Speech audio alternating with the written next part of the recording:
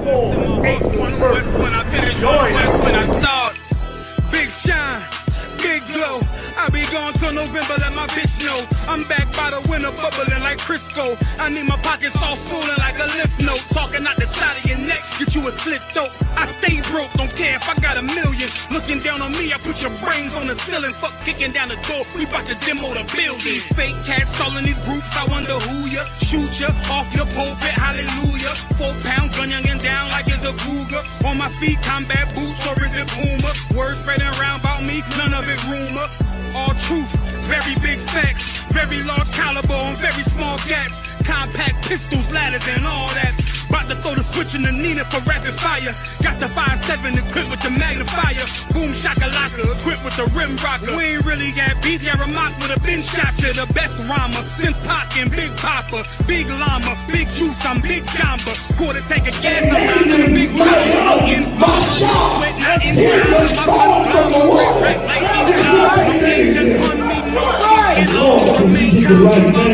Because he stood up with the Most High, and he's standing up with the Most High. He parted the Red Sea, and the entire nation of Israel walked out of slavery. One West vetted, one West pumping through my blood, don't forget it. One West in my brain, one West in my heart, one West when I'm finished, one West when I start. This is the Raleigh Convention Center. It's a big lobby too. Yes, sir. Yeah. Convention Center, taking it to the next level, worldwide. Yes, sir. So these are the 2 escalators. Yeah. Yes, sir. Yep. There's 2 here. So up. we'll be A and B. Right? Right. So A and B. So we'll have from here to the back there. So Coming up. restroom. So A and B. Yeah. Okay.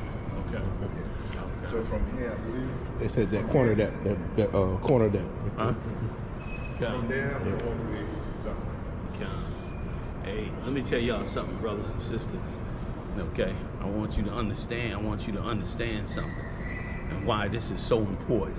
Because when Satan tried to overthrow the truth, it was but a handful, and I mean a small handful of brothers that came together. Big shout out to General Muhammad, General Maya, General Haas, General Shalmar, General Kathum Gabon, and General Q, and all the captains and soldiers that came through, and all the beautiful sisters. It was just a handful of brothers. And Satan thought to overthrow this truth, which is why we've been coming together for 54 years to promote this truth, and why you got to be here, why I want you here. I'm just telling you straight up. You know what I'm saying? This ain't even a promotion. This is why I want you here. Take a look at this. Give me a panoramic of this right quick. All the way around.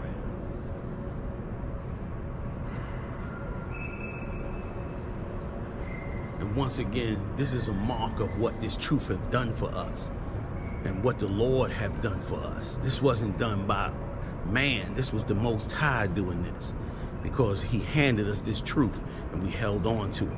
And it's a beautiful thing, and I can't wait to see y'all April 1st. It's going to be amazing. Oh, man. This is just what we need. And I see why they said that we needed that level of sound. Because to reach this room, to fill this room, you need some serious sound, you know what I mean?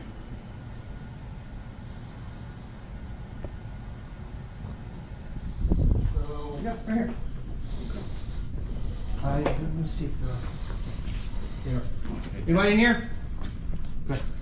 Appreciate it. Yep. So this would be the male dressing room. Male dressing room. Okay. All right. Oh, it's nice size too. Okay. Yeah. All right, fam. This is a perfect male dressing room. You got bathrooms over here, showers. Turn around. You can take a look at that. I'll get in here and get set up. So do exactly what you need to do. You know what I mean? And once again, it's deserving of the brothers who have been so strong to hold us down, for you to be just as strong and join them April 1st. It's an amazing thing. That's it. All right.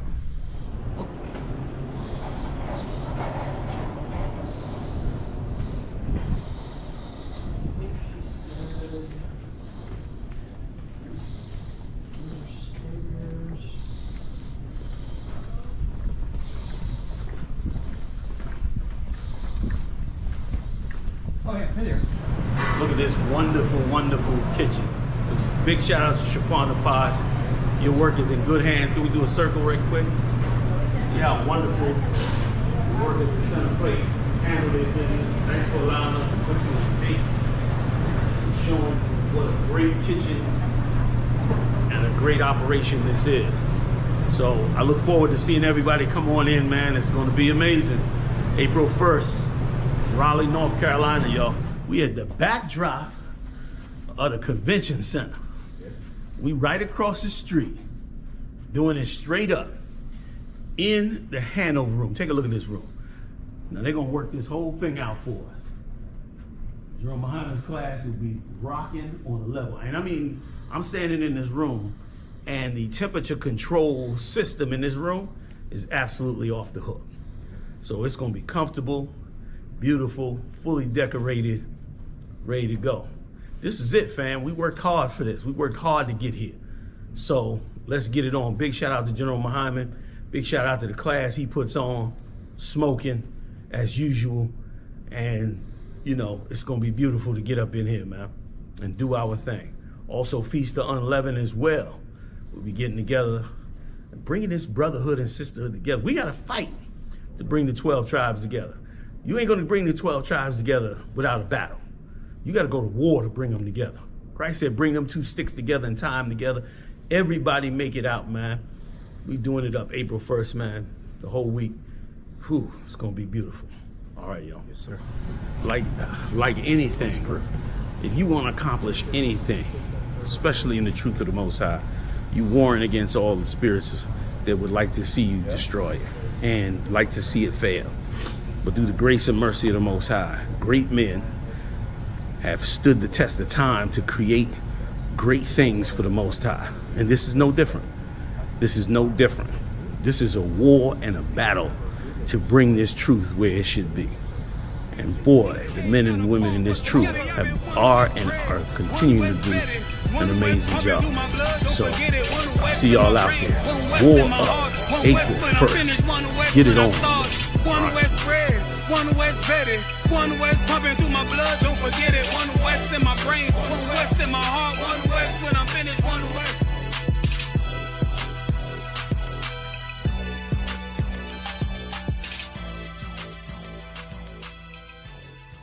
Street in Raleigh, North Carolina at the Downtown Conventional Center. It's got enough room for all of us.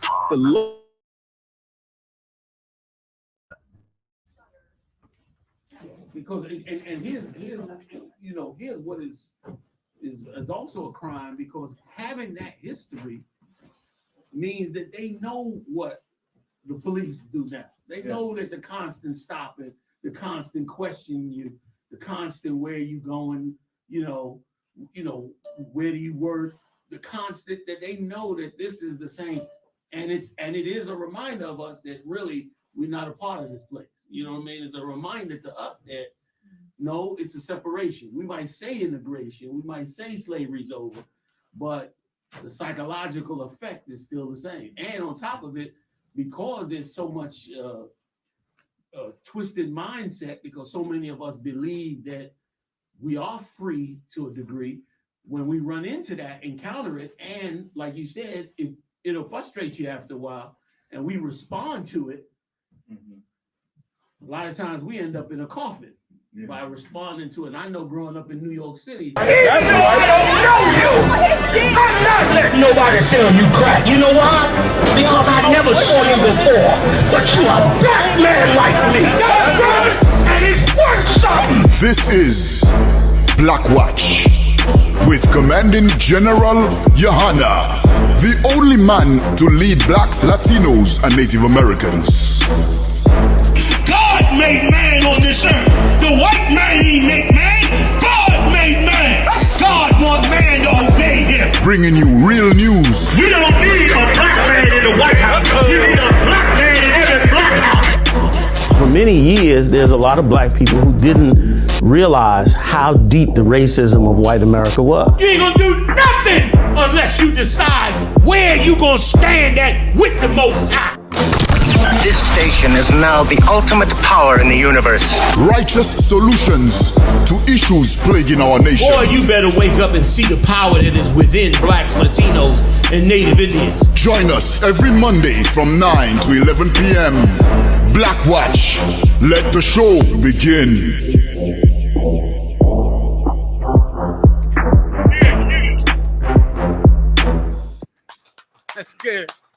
Let's get it on, Knockin'. We rocking and rolling. We up. Solid. Clap it up. Let's get it on. Yeah. All right. We getting it on here tonight. 1 second. We'll hold it down for Commanding General Yahanna, who will be here presently by and by. Until then, we're here with General I.S.U.P.K. Give him a hand. General Hazayan, Officer Morale, Officer Yediah, the young warrior in the back. What's your name again?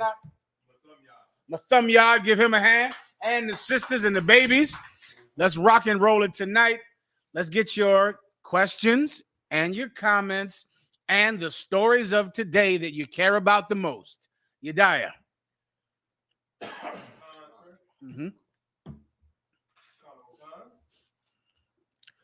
District responds to students' Pledge of Allegiance lawsuit.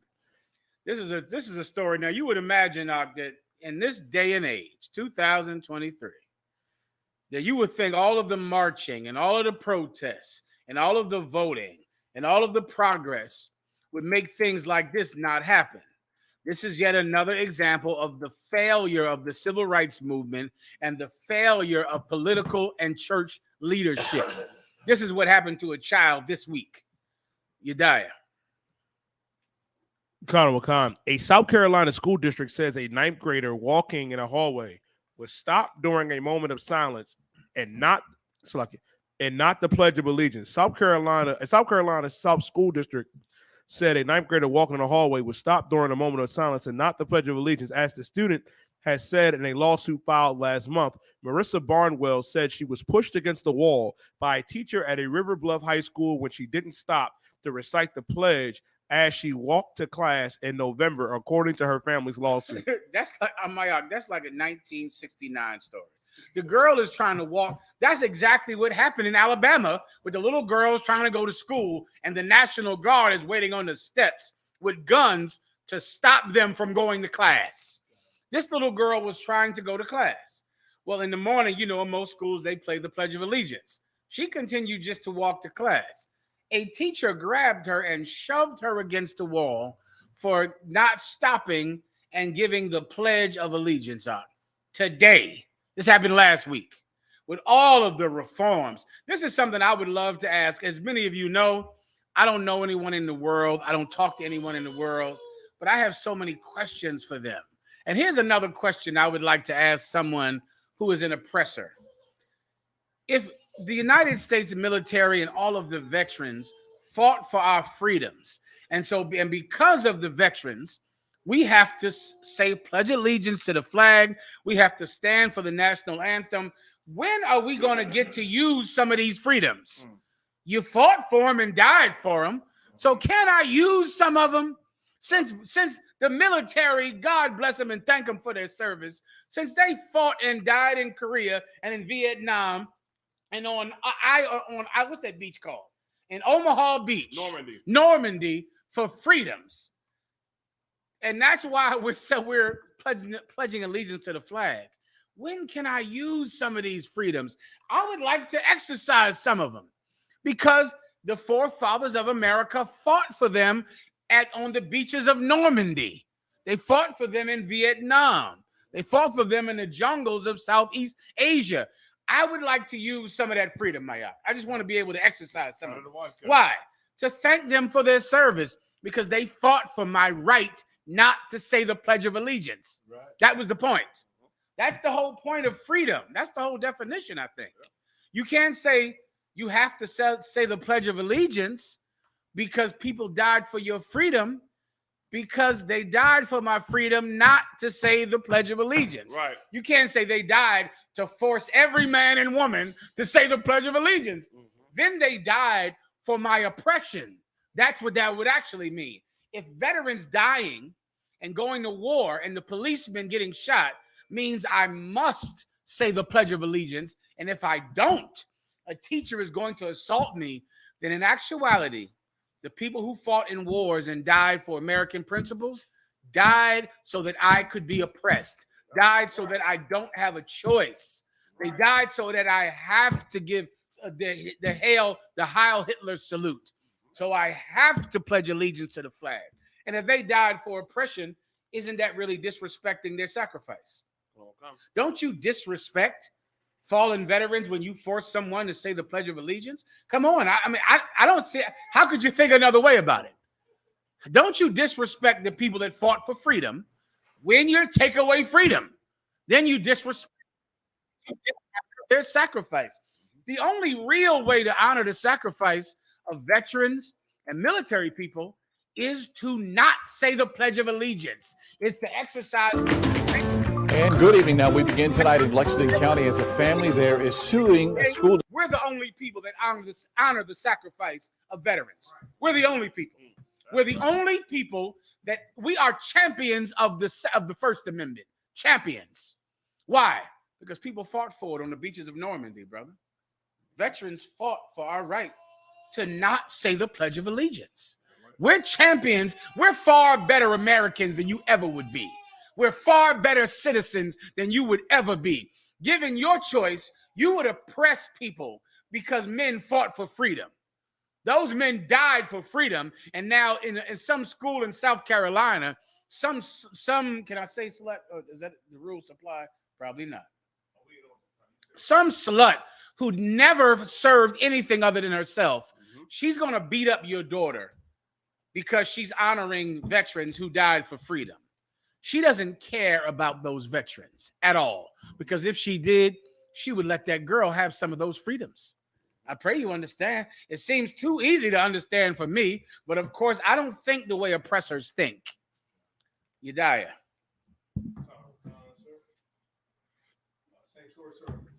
Give me the one, the other one that's accompanying it. What's the story? Jesus. It's just like this story. I forget. You got it. Go ahead. Wait, play the video with the girl.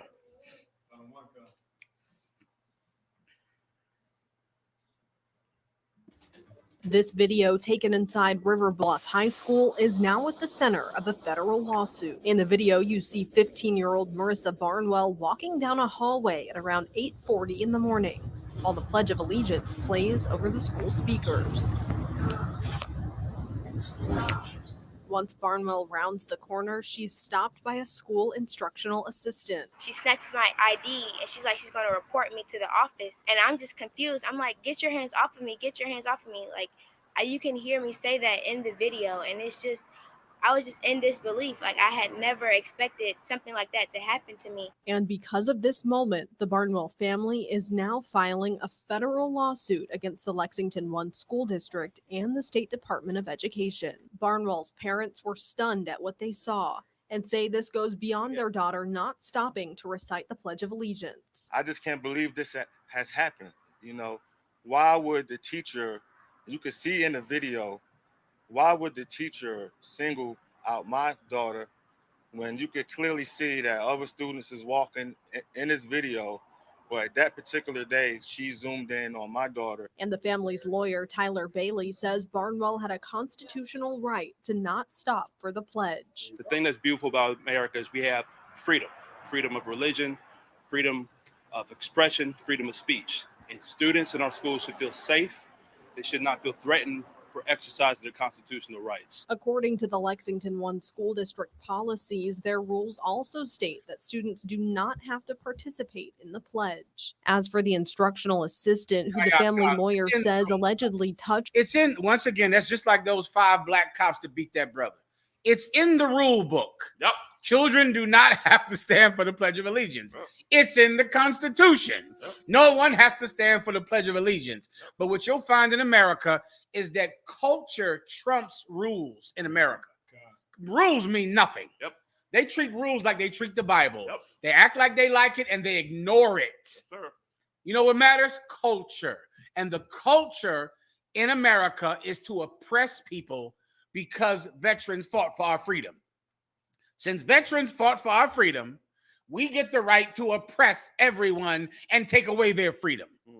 And that's what happened in this school. And this could have happened in 1959 in Alabama. Right. That's what this story is. And her father is shocked by it. He can't believe it could happen. Mayak. It's weird, like you're saying. It's like American veterans fought for your freedoms and died for your freedoms.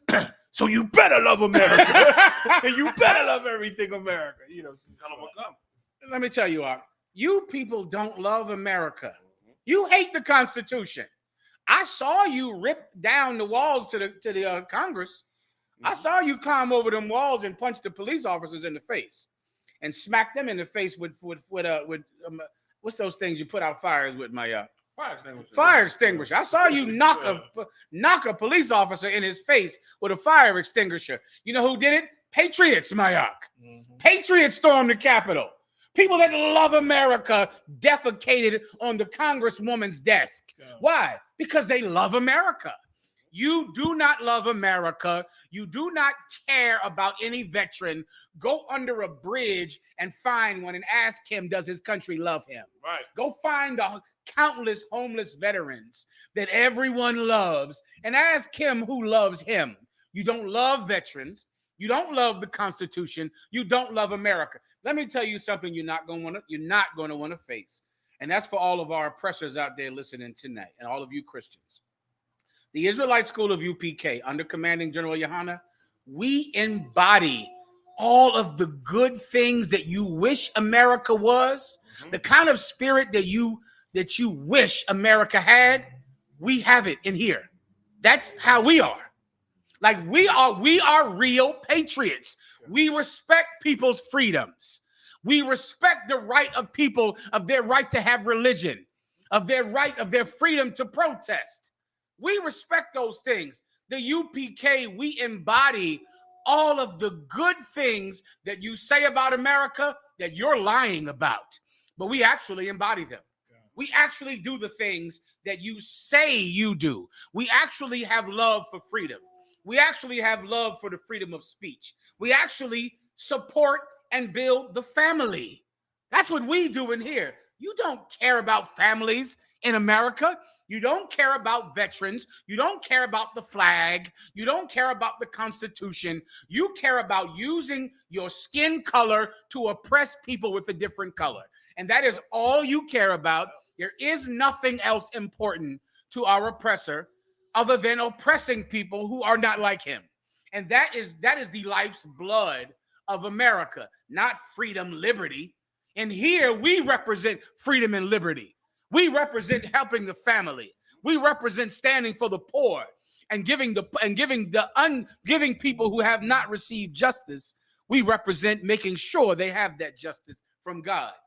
You don't love anything but yourself. Okay. Everyone understands that, correct? Yes, sir. Give me the other one, Yediah. There's so many stories just like this one. Unless we have more video, it is one that is just like this one, Yediah. It is the one, I can't remember. I don't want to make you lose your train of thought. Please, go ahead. But I know it's so normal with the hypocrisy of America. Mm-hmm. I was just watching the news of how they talking about Putin and oh my God, his crimes against America and what he doing to the Ukrainians and how he kidnapping the children. Okay, they talk about Putin taking them Ukrainian children like America just didn't take all them ISUPK children. Yeah. You know what I'm saying? They talk about Putin and them children like America ain't got no problem with ISUPK kids. No. You know what I mean? And the things America charge countries with and other people with power with, it's like you're listening to American history. Yeah. You know what I mean? And it's like they don't even get it. You know what I'm saying? They don't even get like, oh my God, I'm talking about me. You know what I'm saying? It's ridiculous. So they talk about Putin. You brought something up. They put babies in cages. When you had one baby, the mother had to put her nipple through the cage for the baby to eat. Terrible. You ain't got nothing to say to Putin, man. You got your border patrol whipping cats on horses with whips. What you got to say to Putin about what's going on? How far must the hypocrisy come, man? It don't make no sense. And that's what these other countries say about America. Like since the beginning of the Ukrainian war, Putin was like, "How dare America say?" They translating for him. He's speaking as Russian, but he was saying, "How dare America say he wrong for anything he doing with Ukraine?" When a man start bringing up all the things America done did, and it's like it's like I didn't heard activists say in the past, America's in no moral position to condemn anybody. 60s. You know what I'm saying? You die. You are. What I was going to say to piggyback of what General Mayak and General Hazayan said, while all of that's going on, while they're oppressing our people right here, America let 500,000 Ukrainians walk on through. Yes, they did. There you go. Let me tell you, and once again, I know the kind of country that you patriots want. This is what you have to realize. You're going to have to wait for blacks and Latinos to create that kind of country. You don't have that place now. That's right. You don't have the place. But in the Israelite School of UPK, under commanding General Yahanna, we're going to create a perfect union, a more perfect union. And we're going to have a place of liberty under God and for justice for all. We're going to have it in here. You just wait until your black and brown overlords rule over you with strict rules. And then we'll have peace on earth. Everybody understands.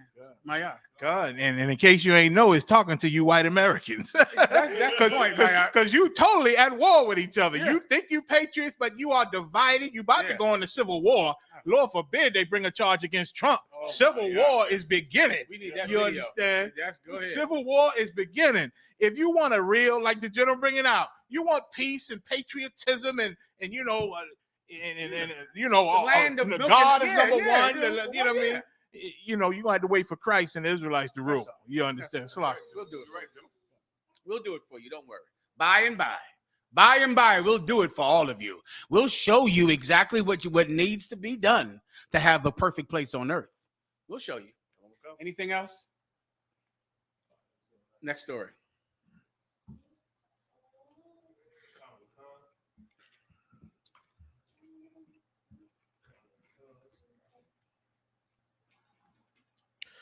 Where's the call? Where's the justice? They call for his firing. Instead, Columbus officer who shot sleeping unarmed black man within seconds of the encounter retired with his pension. Here we go. Is there video on this? I like to understand this one. Can we play it? We can play local news, can't we? Okay, go ahead. That's the one Haas was talking about. Terry, this video. We can't play MSNBC or NBC. That's good to know. All right. They got to really gives us insight into the moments that led up to the shooting. And we do have to warn you, it is intense. Officers are going room to room, trying to clear the apartment. When they arrive at the room where Donovan Lewis is in bed, an officer opens the door and that fatal shot is fired. We're going to let about 40 seconds of this video play for you and stop it before they go into the room. Again, a warning. This video is very unsettling and difficult to watch. Here. You want to watch that? Well, I'm worried with the back. I don't know. You can get out that glass one. No. There's two windows. There's one with an AC unit and then the glass one. Send that dog in. Hands. Come in now.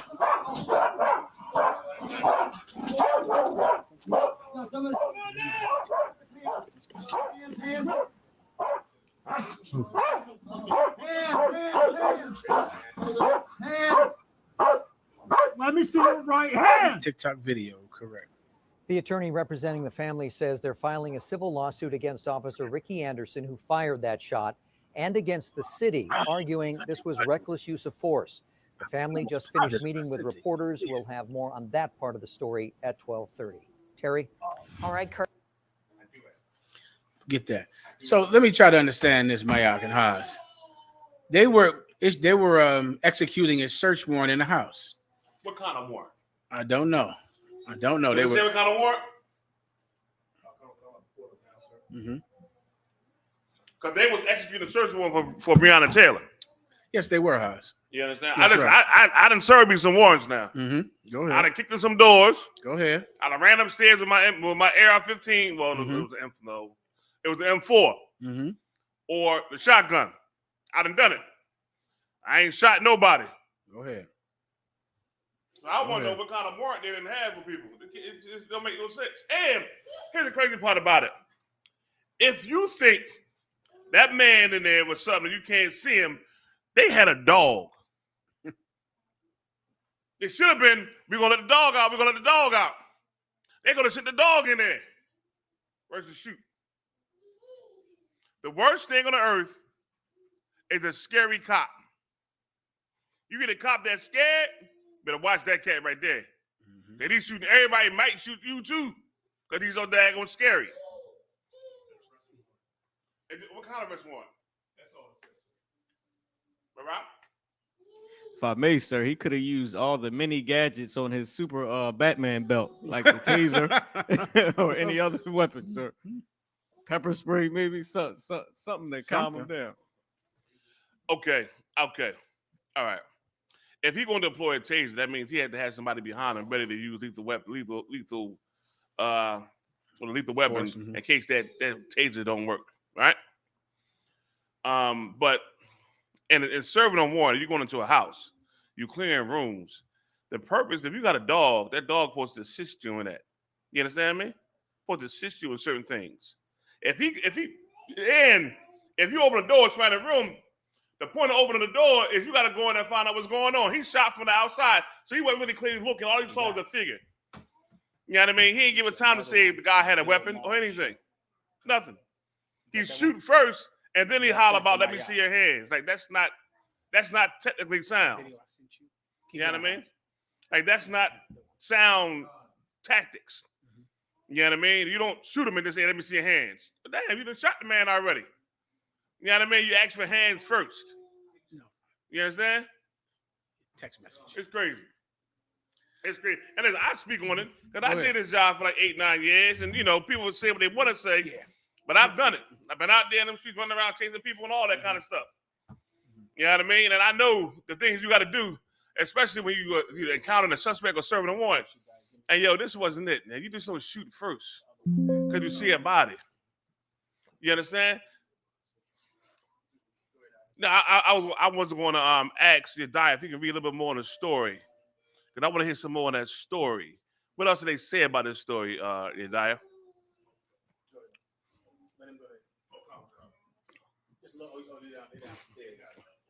Okay, go ahead, get down, sir. So now, go ahead, Yediah. Go ahead and read some more on that story if you could, brother.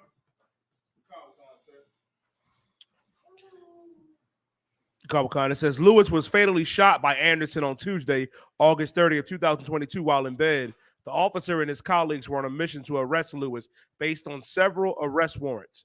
Video shows the day, including a K9, entered his home, opened his bedroom door. Within a split second, Anderson shot Lewis dead. You know, in Afghanistan, right? If the military, they got tier 1 units, right, gentlemen? The tier 1 units is like the SEALs, Delta Force, MARSOC, all those units that's really high profile military capable units, right? If they go into a place, Yahweh Shem Al Shah Barakatah.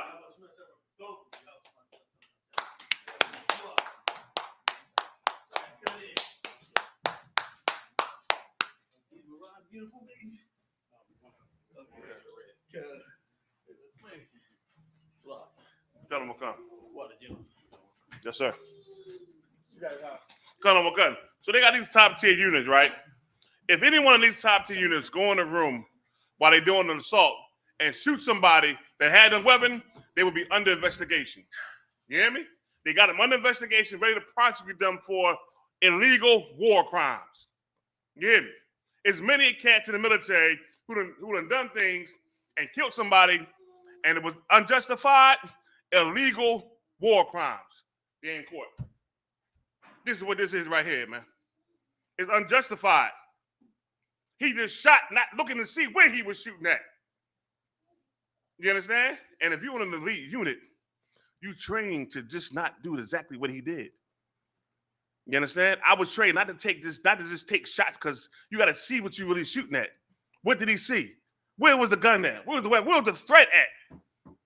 No matter how many warrants this man has, where was the threat at?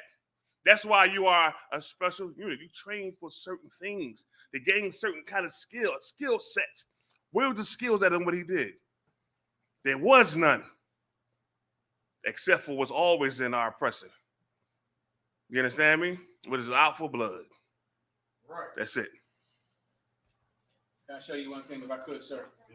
Okay, this is a story we were just discussing. Is that story where it was a brother, they were serving an arrest warrant. The police raided his house. He's asleep on the couch. His gun is next to him while he's sleeping.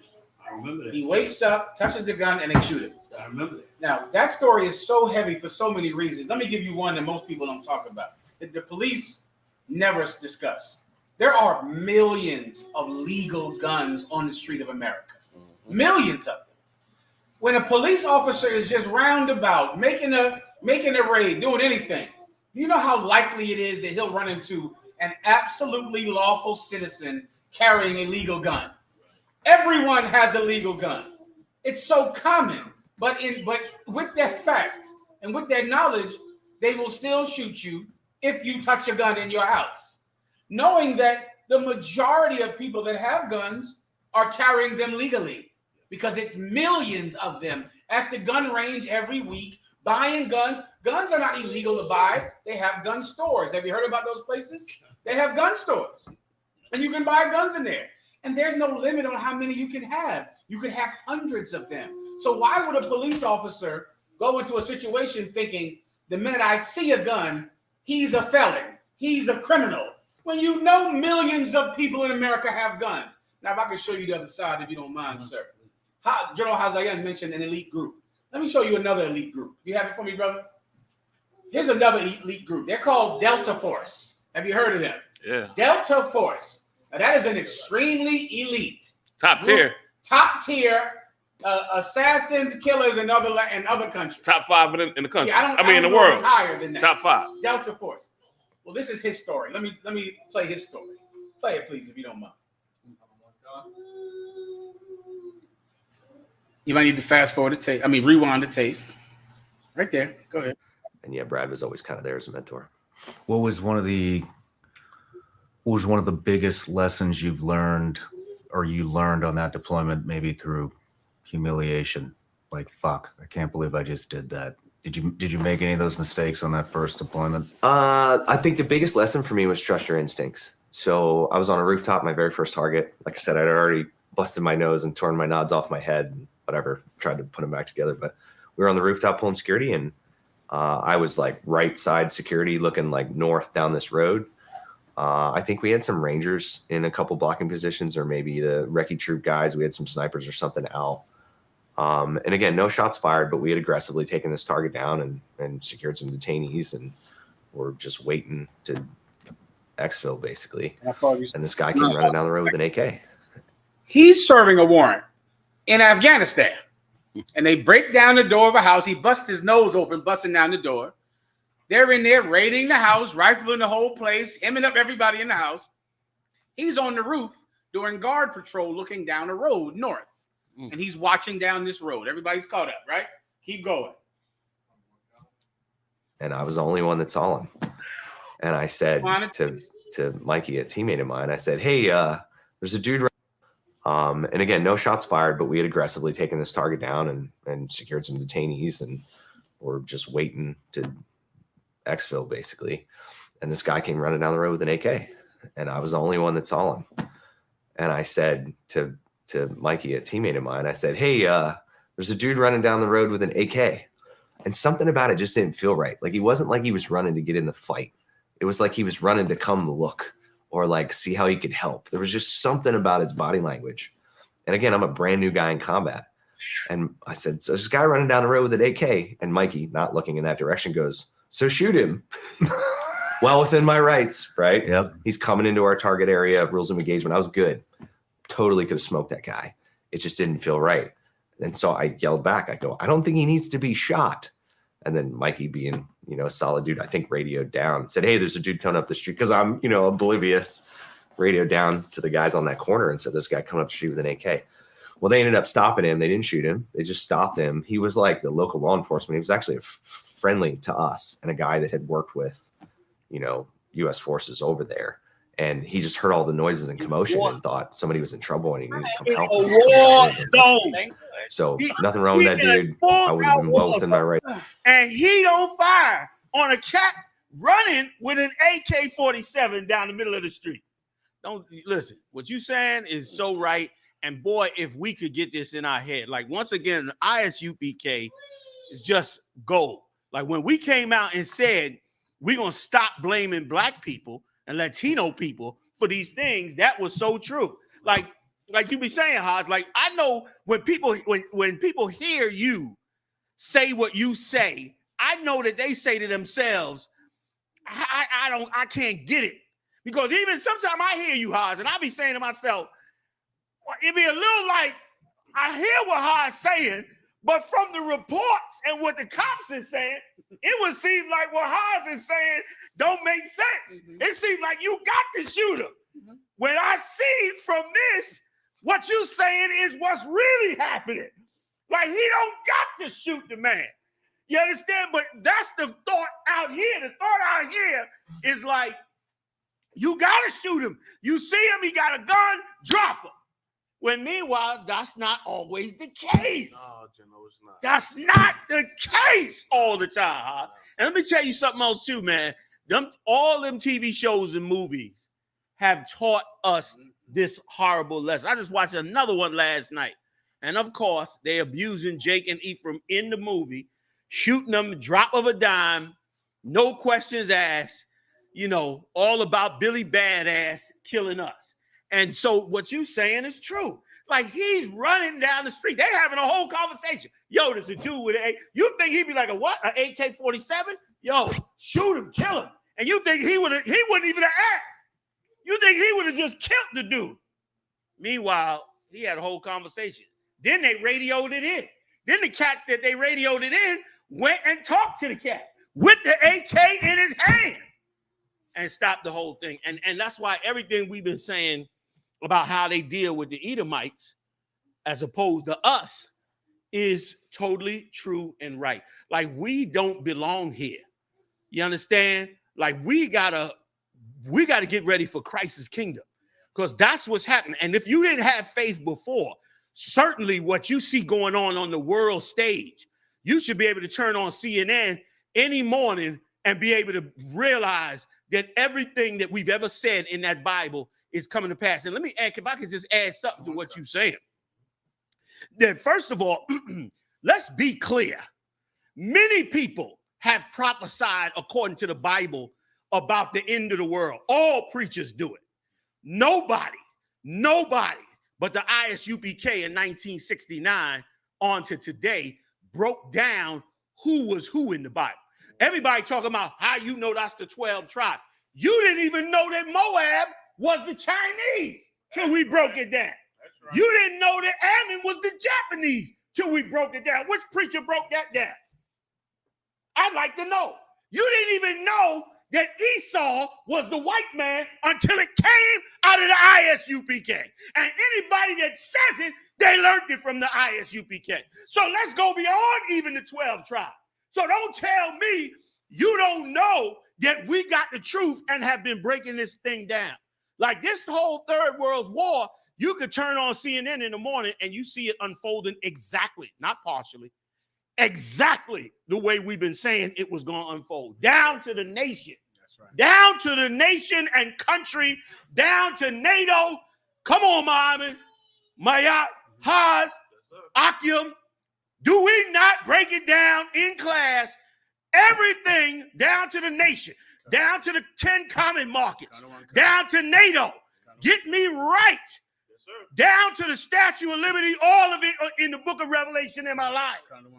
So don't tell me we belong here. Everything that's going on is because Christ's kingdom got to be brought in. We don't belong here. They'll never, this is in Afghanistan.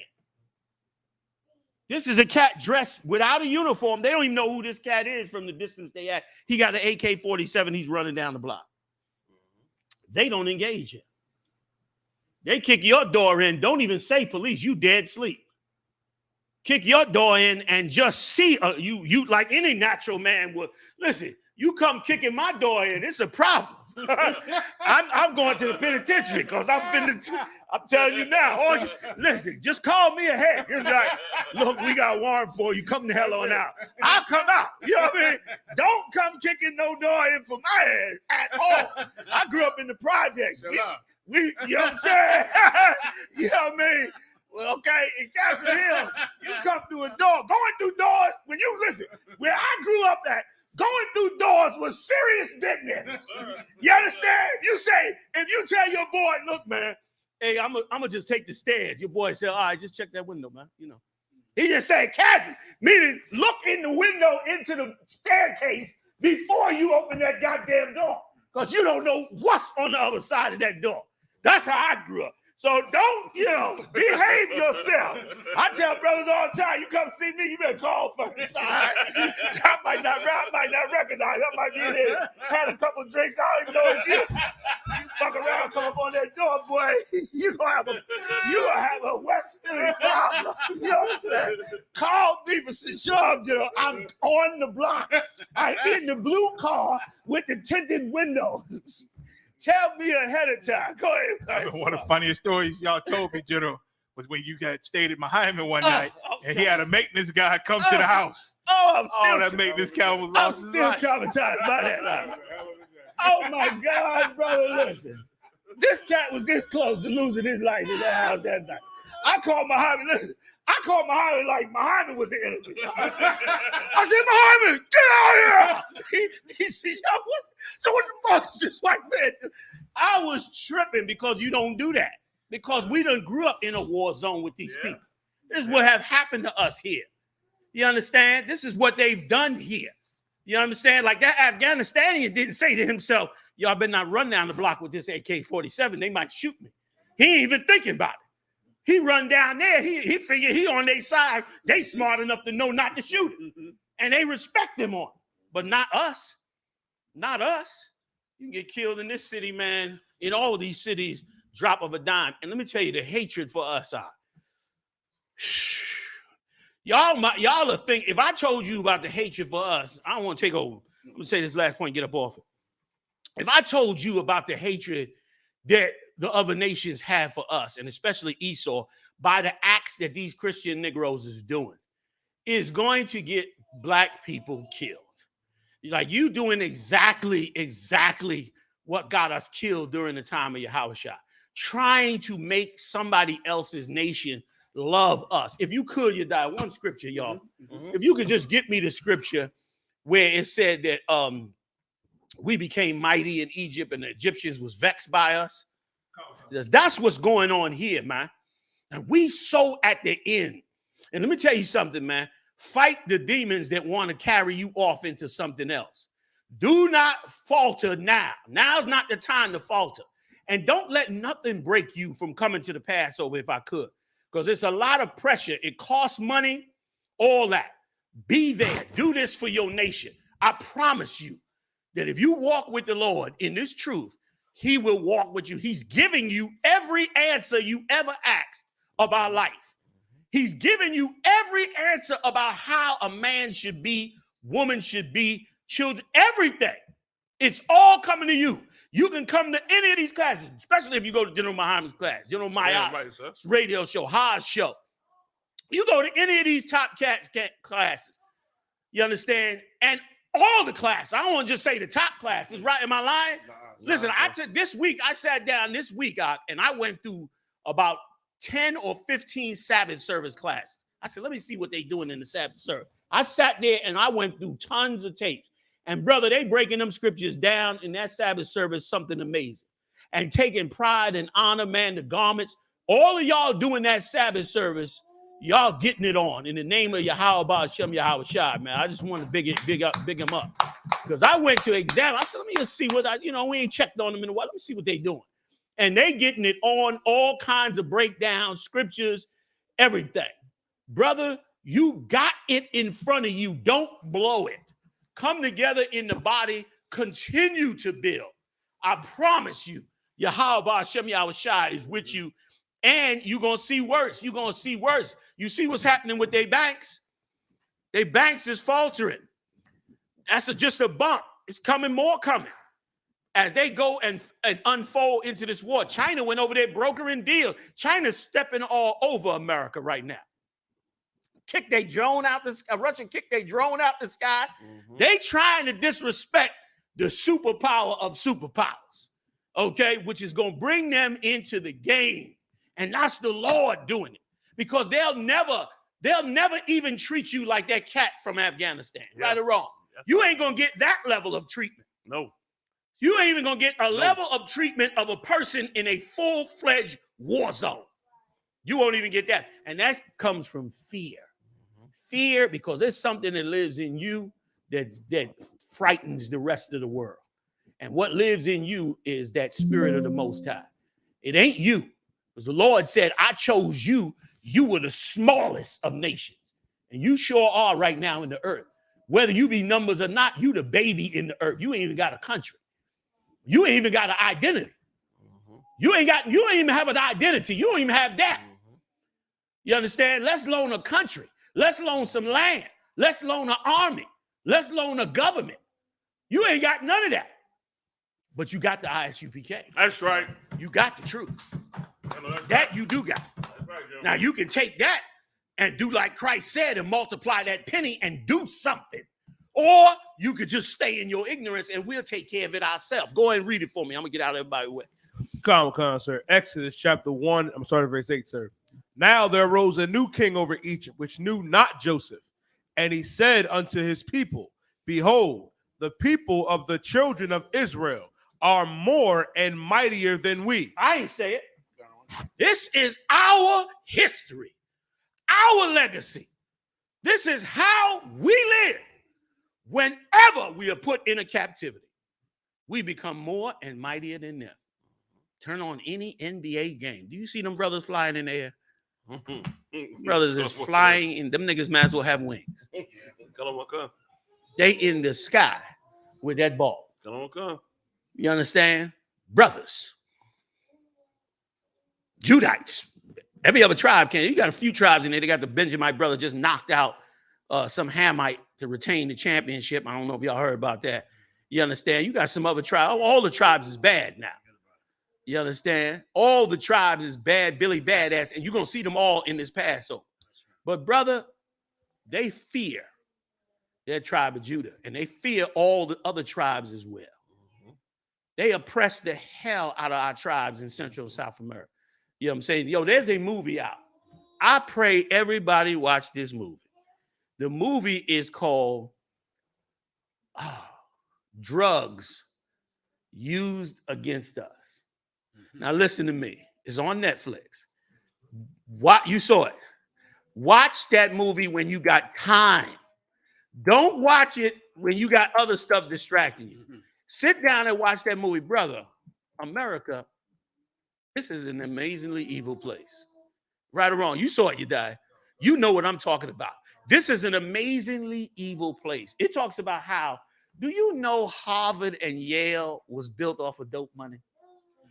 They went and traced the family back to the Russells. Right or wrong? The Russells was trading dope out of Afghanistan and Vietnam in the 30s. In the 30s, they had an East Indian company as the middleman. They was bringing all the opioids into the country. Brother, all them wars is over dope. All of them. Listen, at everything they did, the 60s. Come on, you died. The 60s, man.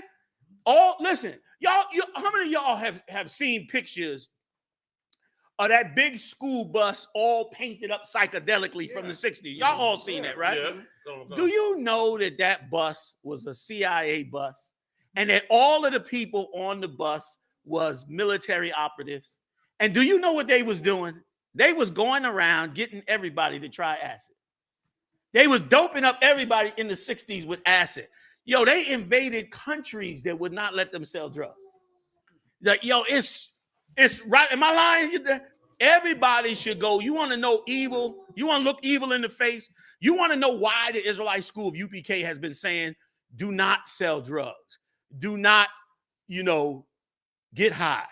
It ain't that we go out there and sell some damn dope. That's where the hell most of us come from.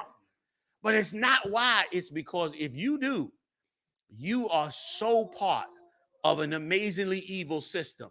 And listen, oh man, they showed the murders of Tupac, how all of that was done, how the ties to his family, the Black Panthers. I mean, so much that they did. COINTELPRO was 16 different operations they was running, right or wrong. The Charles Manson and all of them, they was running all that shit. They was doping them up. They was running the amount of evil that they were doing now and have been doing. And now, listen, they need to do a part 2 because now they using the stuff they using now is on another level. I don't even go into it because it'll start a whole nother chapter of talk. But they using stuff now that's so far beyond that. That's what they used to be doing. They declassified that.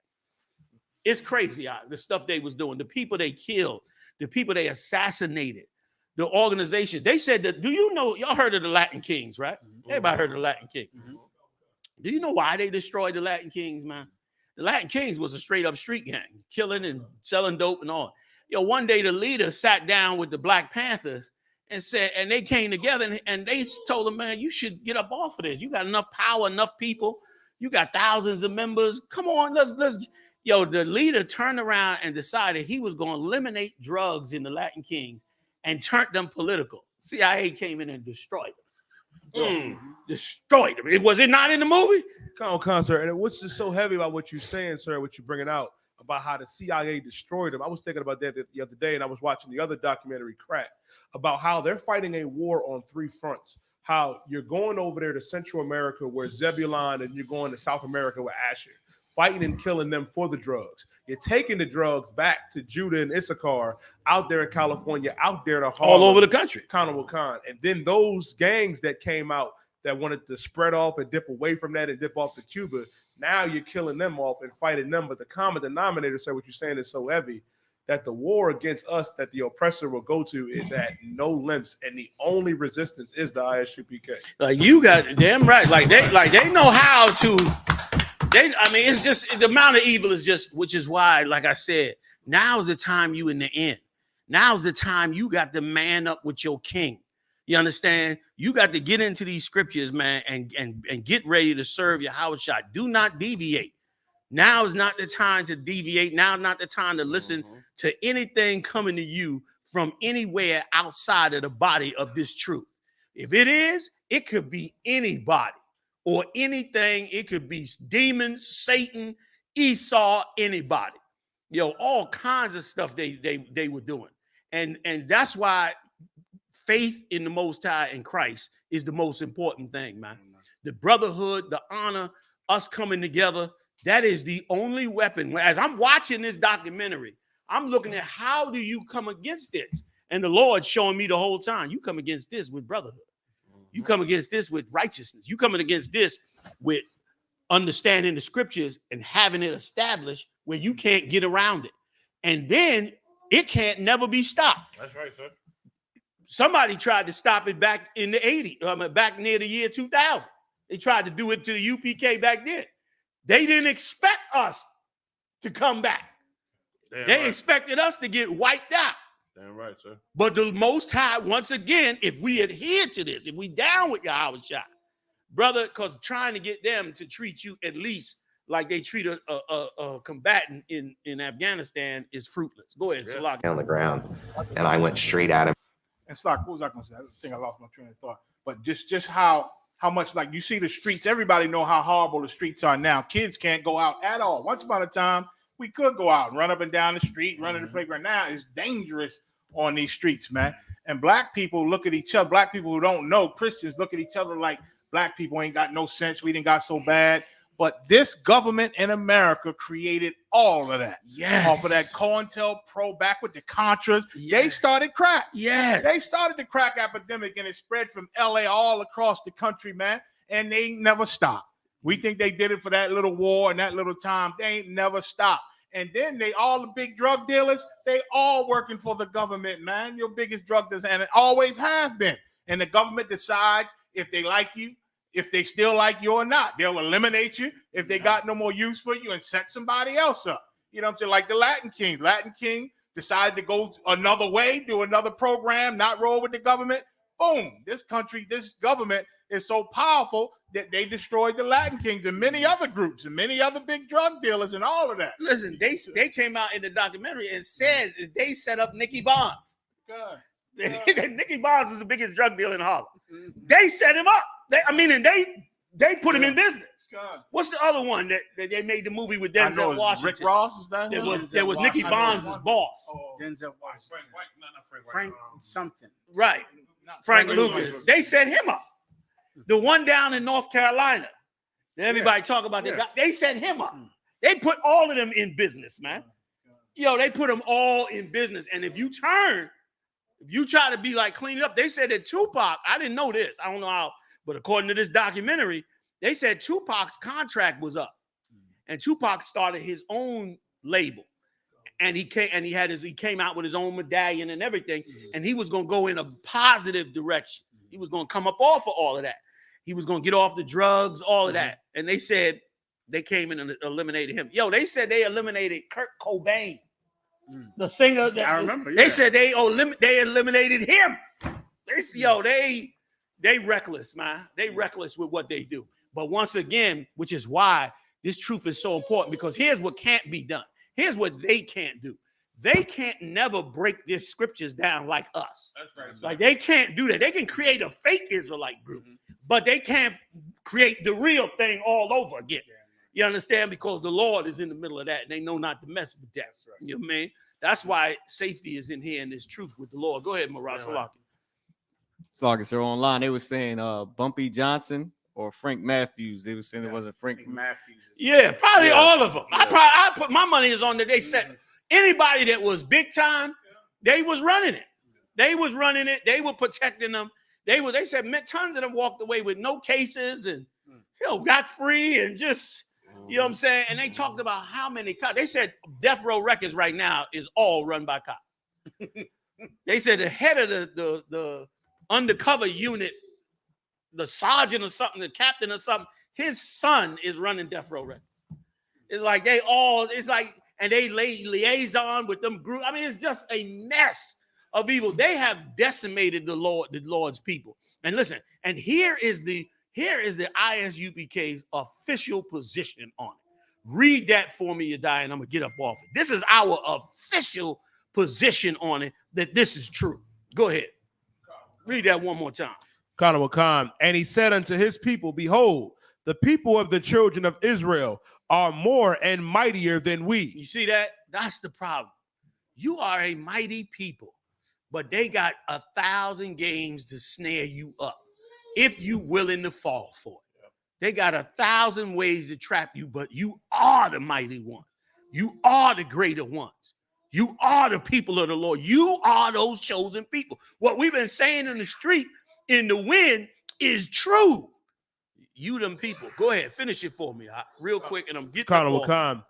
Verse 10, come on and let us deal wisely with them. See that? Wisely with. That's what's going on to us in America. We've been destroyed here, which is why our brotherhood and sisterhood got to be so excellent, because you're going to have to forgive your brother, because he's going to get caught up sometime. He's going to get caught up in lies and games that they're going to perpetrate on you, and then you're going to have to forgive him. Otherwise, they'll win by you fighting and killing each other, turning on one another. That's the point. The point is, and they said how, brother, they did so much, sending letters and this and that. Now with these cell phones, you online talking to people, you don't even know who you talking to. You have no idea. You've been talking to people for years thinking this is brother so-and-so or that's sister such and such, and it ain't even nobody real, okay? It's not even, it's some cat sitting in some office somewhere. He worked night shift and he on air, been touching base with you for years with all kind of games. Listen, trying to destroy your ribs, get your ribs to turn against you. Sisters in the I.S.U.P.K, man, stick with your husband. You understand? Stick with him. Stick in that game. You understand? It's a beautiful, honorable thing that you do. You're going to have difficulties. You're going to have disagreements. You're going to have, issues. But As long as you know you made that commitment before the Lord to stand with that brother and you stick to that commitment, you're going to be all right. You're going to be all right and he going to be all right. And it's going to work down the line. A lot of this is us growing into who we are. And a lot of it is us fighting the forces that's coming against us. You know, we're going to get tighter and tighter with each other. We have to. We have to. Because everything that they're using to destroy, they don't want no pure nation. A pure nation among us is going to start problems. They need us on drugs, fighting each other, having different philosophical problems, issues. They need that, hatred. You know, they need vomit in your soul. They can't function if you got a pure standard that the Lord gave us. And listen, once again, I watched this movie out real quick. I know I'm running, y'all, forgive me. But I watched this movie out and I found once again, and I love this when the Lord do this for me. This is just my personal take. Whenever the Lord do something that make me renew my love and respect for our King. Like I watched this movie and I said, damn, you was a bad cat. Like I.S.U.P.K is bad as shit. He laid this thing down for us. And here I am living in America 2023, dope everywhere, killing everywhere.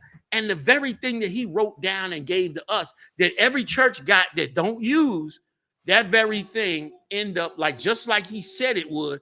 The stone that the builders rejected became the chief cornerstone. Like they rejected Yahushua. They wanted to be sodomites and child molest, but leaning on him, that'll be the cornerstone to give you a foundation that they can't destroy. And I had gotten I watched the movie, I got a renewed respect for the king. Like that's what a king would do. A king would have records and scrolls, you understand, in his office that say, this is how you battle them people over there. This is my wars over here.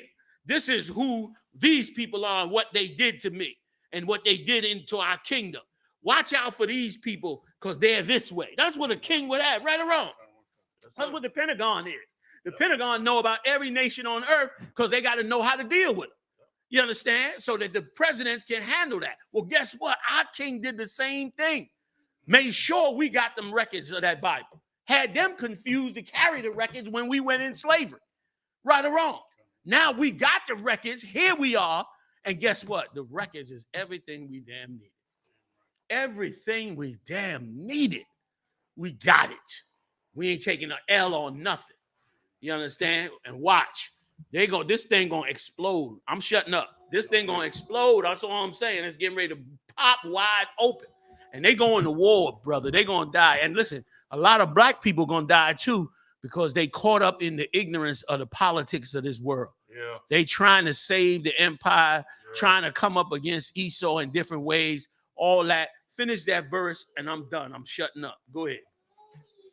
Khan, sir. Lest they multiply, and it come to pass that when there falleth out any war, they join also unto our enemies and fight against us, and so get them up out of the land. Right. He said get them up out of the land. But what they really worrying about is us taking over the whole empire. That's what they worrying about. But they ain't got to worry about that. They going to nuclear war. Okay, this place is going to burn for 1,000 years while we go and build Jerusalem and put the Lord's nation back and bring all these nations into chains and reestablish this earth the way it was supposed to be in the beginning and put every nation in their land and give them the law, statutes, and commandments that they will follow. And then this earth will have peace forever. Yes, sir. This will never be a warlike planet again.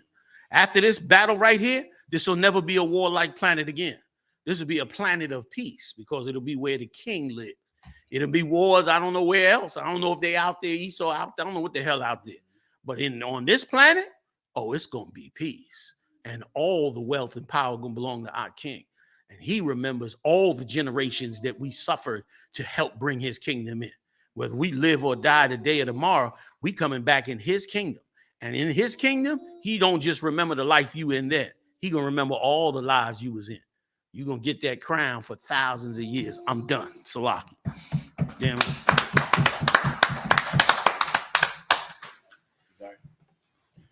Khan, North Korea launches missile into sea amid U.S. South Korea drills. Damn. crazy. North Korea has launched a short-range ballistic missile towards the sea as it ramps up testing activities in response to ongoing U.S. South Korean military drills. This happened this week, sir. And also, I don't believe we have the story, but the president of China met with Putin this week. Went to Putin and flexed their friendship on the entire world at a time of war in the Ukraine. God. Oh, you have it right there. Salaki. Go ahead. God. Biden warned as Russia-China flex muscle in Middle East, allies matter. After China's Saudi-Iran success, Putin and Assad met to discuss Russia's expanded military role in Syria. Two of the world's most authoritarian leaders, Russia's Vladimir Putin and Syria's Bashar al-Assad, who are responsible for the 21st century's bloodiest wars, met in the Kremlin Thursday to discuss the expansion of Moscow's military presence in Syria. The pact between two of America's top foes raises new questions about whether the Biden administration is in a defensive posture and rapidly losing its influence in a critical region of the world. Yeah, like, man. But I don't know. Y'all are experts, but I'm gonna tell you, I like how Biden handling this war. Biden done got Europe together. They done got all armed up. Like, he bringing in crisis program. He trying to man up. Like, Trump get in there. Trump gonna end the war. He gonna let Putin have Ukraine. Take that. He gonna let him have it. Stuff gonna cool down. But Biden trying to step it up. Right? He trying to bring Europe up. I like him. I like how he bringing it to the border. You know what I'm saying? It's a lot. That's my take on it. It's a lot.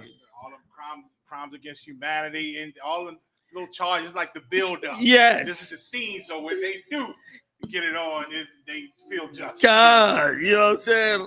He trying to take it there, you know, man, which was, in my opinion, it helps Crisis Kingdom. You know, man.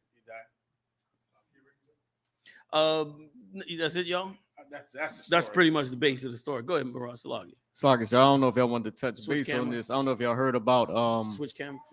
Oh, come on. I don't know if y'all heard about Saudi Arabia considering the trade in the yen or whatever that is instead of American dollars. Yeah, that's a big deal.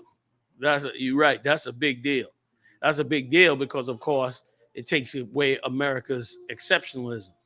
You know what I mean? And the fact that Saudi Arabia got together with Iran based on China negotiating it is like the U.S. is on the outside. That's right. You know what I'm saying? And they do not like it. You know what I'm saying? They do not like it. The Saudi Arabians want weapons from the United States. I mean, they want the United States to help them build nuclear weapons because they know Iran is building. So they want the U.S. to help them do it. And they know that Trump was offering them top weapons. And Biden is saying, hell no. So once again, like the scriptures say, they that are confederate thee have brought thee even to the border. So all the friends, it ain't no, in war, it ain't too much friendship in war. You got you and your people, and that's it.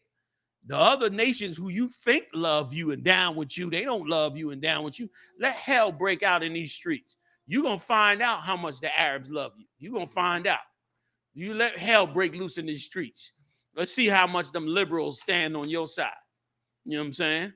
Let it break out. There ain't no other nation. When them riots broke out over Freddie Gray, you ain't seen not no nation stand with you. Right or wrong.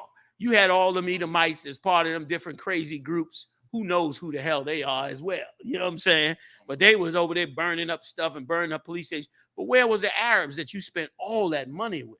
Where was them Chinese from the Koreans from the nail shops that you spent all that money? Some of you broke the law and went and had your nails done at their house illegally when they had shut them down. Remember, during the lockdown, they could not open them beauty salons. So they was having their customers come to their house, and they was charging their customers more because they knew their customers couldn't go nowhere else.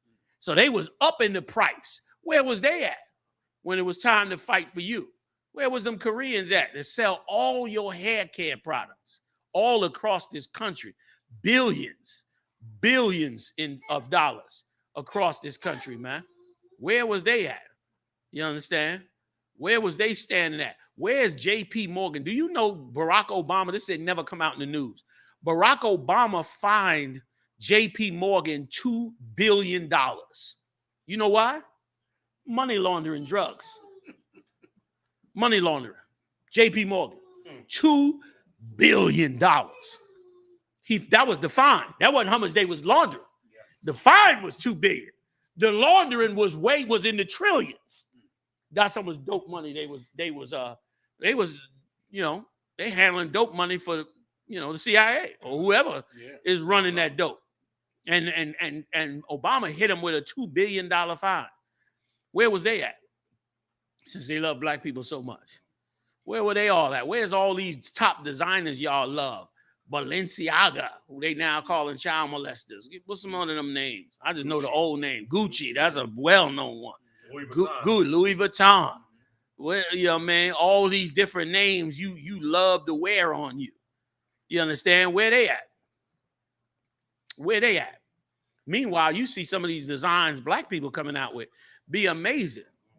Facebook have a ton of them. Sometimes I pop open something on Facebook, and it'll be some black designer designing some sneakers or some boots like I ain't never even seen. A brother popped a picture up on Facebook today of some boots with blue diamonds on them. Y'all saw that? Yes. He had blue. He said, ready for the Passover. He had blue diamonds on his boots. Now that's royalty. You know what I mean? He had diamonds on his boots. Like, once again, where they at? Ain't no friends in war, man. These nations will turn on us in a minute. You know what I'm saying? We the enemy, just like Esau look at us as the enemy. They look at you as the enemy too. Even though you buying in their store, they paying their mortgage off of you. They kids going to college off of you. All of that. You know what I'm saying? Like, what's the name of that brother from Philly? They got that. They like a duo. One is the rapper, and the other one was them cats. Yeah, he said a story, brother, that I heard him on one of them shorts. He said a story out that was amazing. He said how he was in jail, how the guard came up to him and showed him a picture. I forget what it was, a boat or a house or something, and he told him, I heard that. You and the homies bought this for me. He in jail. He said that the guard trying to stick it to him said, you and the homies bought this for me. Meaning, because I'm guarding y'all and getting overtime for guarding y'all. Look what I got. While you in this cage eating cheese sandwiches, look what I got. Y'all bought this for me. Like, that is so humiliating. That's so evil. So evil and humiliating. That's how they think. And even black people think that way. That shit was heavy what he said. Yeah. Like that should make a brother say, you know what? Find me a better way. Yeah. I don't want to be in no cage if I don't have to while I make some man that hate me, you understand, I make his family live wonderfully. His kids go to college, all that on my back while he get to sit over the top of me. And forget about out in Western Pennsylvania. You get locked up in Philly and they ship you out to one of them prisons out in Western Pennsylvania or in the middle of Pennsylvania, brother. You out there with them hillbillies. And this is probably in every state. You out there with the Edomites, man. And them Edomite hillbillies, they hate black people. They straight up clan. And they working in the prison with you and hate you. And they got full authority and power over you.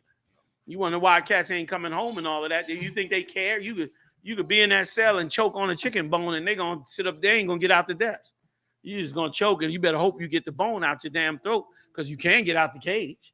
So you on your own. Your life is in your hands, which is why it's so wrong and so evil and so ignorant to go sell drugs to your own. It's like you help them so much. You make their empire so great. You making J.P. Morgan rich because you going to sell some crack on the street. You making the prison system rich. The cops, they getting overtime. What they get 90,000, huh? 90,000 a year. A cop. Because you want to see you. It's insane that you even go that route. You understand? Like, you need real leaders to show you how to help yourself. Salaki, y'all, go ahead. Salaki. Once upon a time, black people ain't know, man. They would say we selling drugs because we got to. I can't get no job. They got me. I'm black marketed from getting a job. I'm not labeled a felon. I'm this and that. Drugs is the only thing. I'm supposed to starve. I got to pay rent. There was no choice. But the Lord then made a choice, gave you a choice now. the I.S.U.P.K, you come up in here and you won't have to sell no drugs and you will survive. That's right. You will survive. And you will flourish. Yeah, Salakia, General. General. You will start doing better. That's right. No, you're right, General. You're right. Go ahead, Marat Salakia. Salakia, sir, that was definitely a heavy point. I just wanted to go back and touch on, remember we was talking before about the cops, how they always was promoting the cops. One thing they used to promote in the movies was the cops going in the interrogation room and just grabbing whatever drugs they needed, like you know, along with the superhero cop theme. They just go grab the guns or grab the drugs, whatever they need, do whatever they need to do.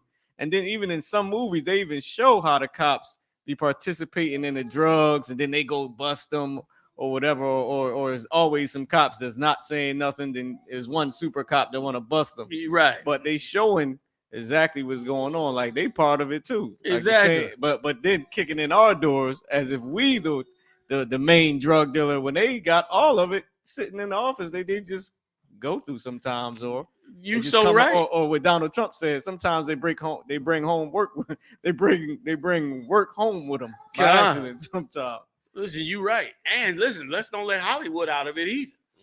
Hollywood promoting it and putting it in their mind and training them in it and putting them under that terror and fear. You know, a car with 3 or 4 black men in it is like the scariest thing to white people, especially a cop. It's like he's scared to death. You know what I'm saying? Like that, they put that in them. You know what I mean? So what you saying is right. You know what I mean? So Salakia, let's keep going. Salakia. New details emerge in Shaquilla Robinson murder. Suspect listed on arrest warrant confirmed. That's the story, sir, about that sister that went over to Mexico with her friends. One of them was involved in alternative lifestyles, and I believe he was on video beating her up. She later died. Now, they confirmed it by, I believe, arresting him. I believe that's what the story is about. You die, is that correct? They arrested that LGBT member. Who was beating that sister on video. He got arrested this week. Exactly. And once again, this is, you only hear this, if I could, this is a first. You will only hear this in the I.S.U.P.K.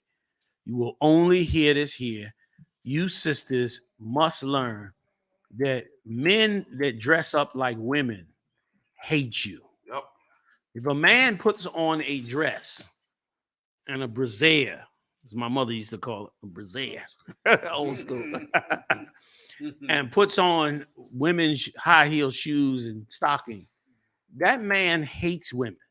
He don't love women and putting that on. He hates women.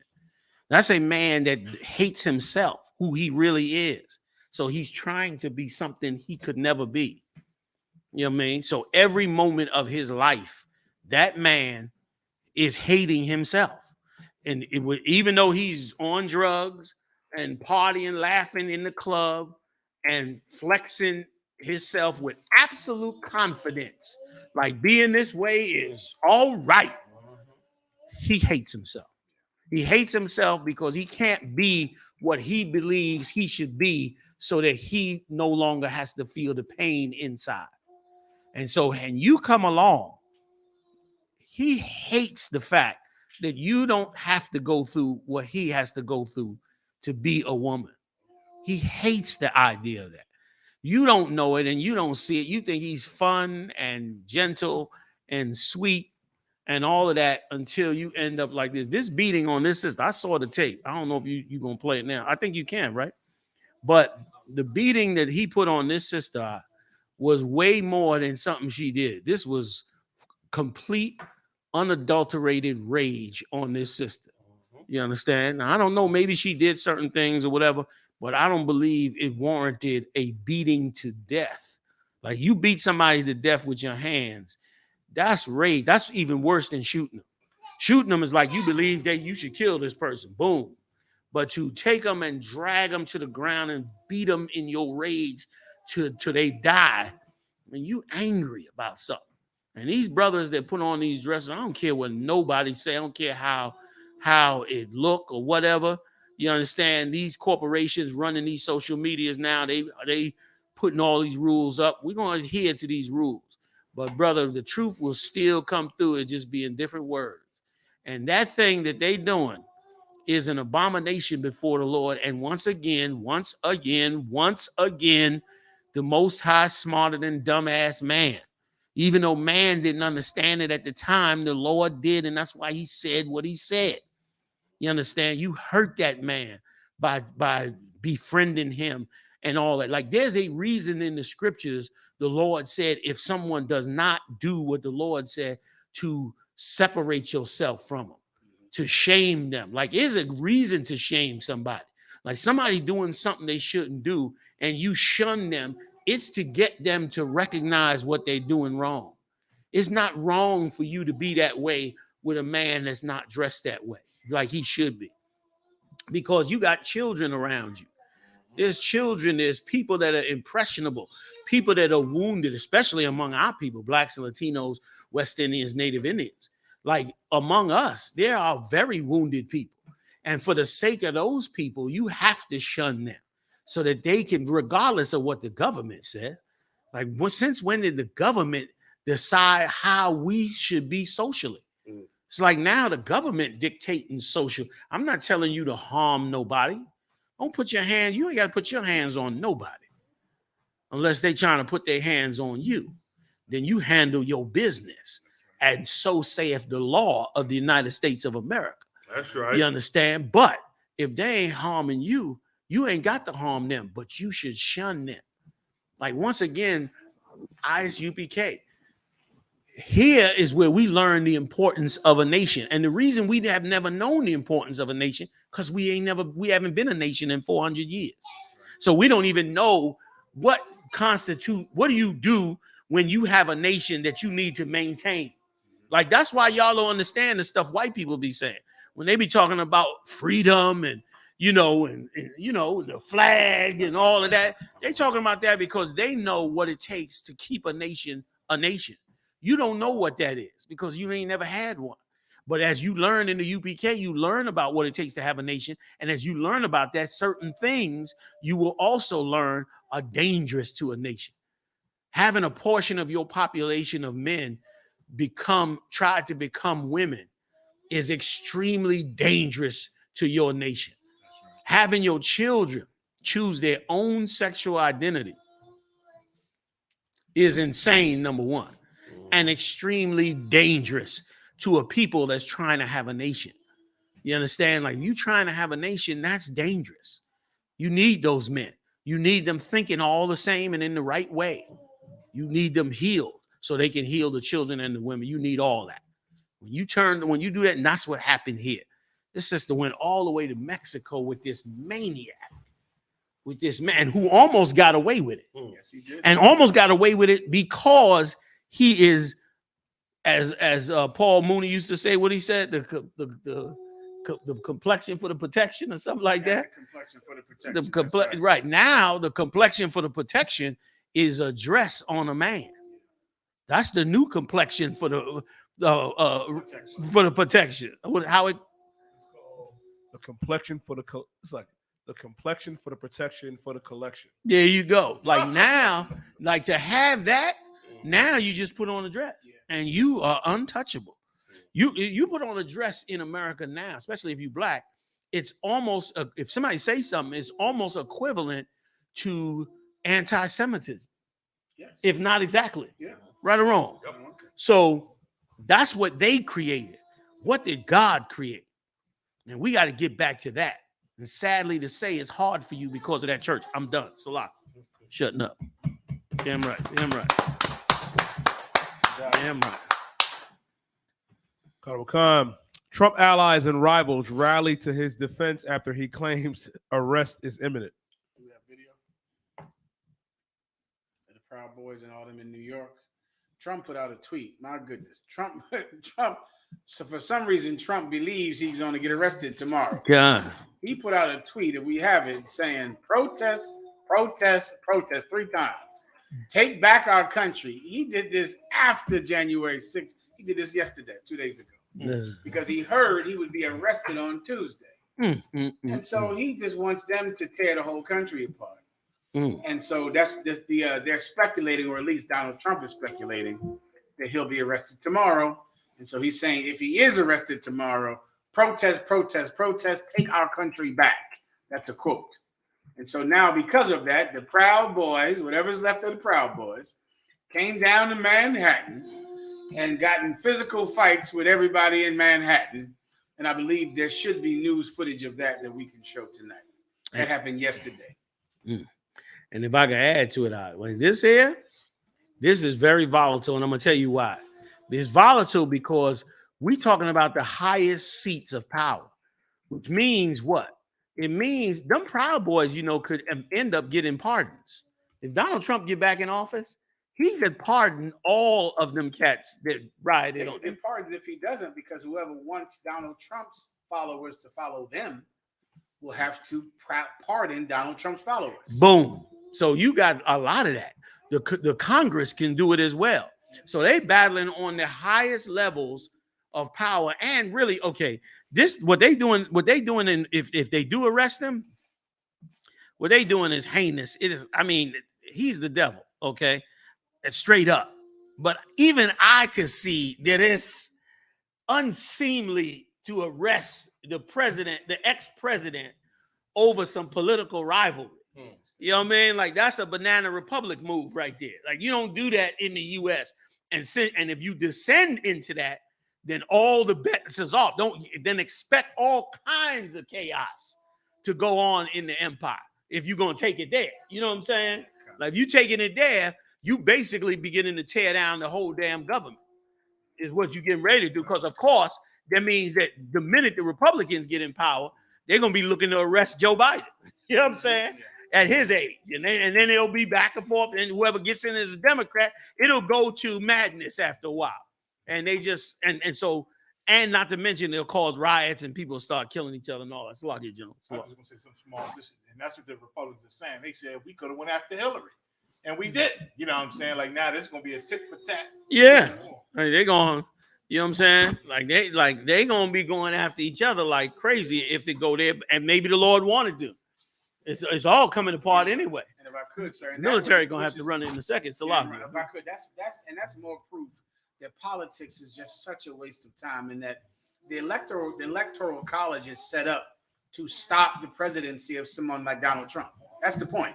The point is there's some demagogue that everybody loves, but he's going to destroy the country. So even though they vote for him, the popular votes for him, the smarter, wiser aristocrats who know who should be in charge say no. Exactly.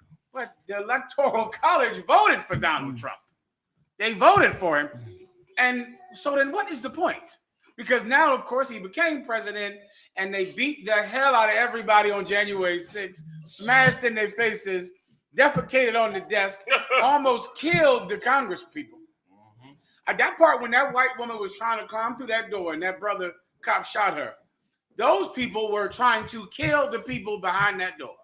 They were going to get into that door and kill them. Yes, they was.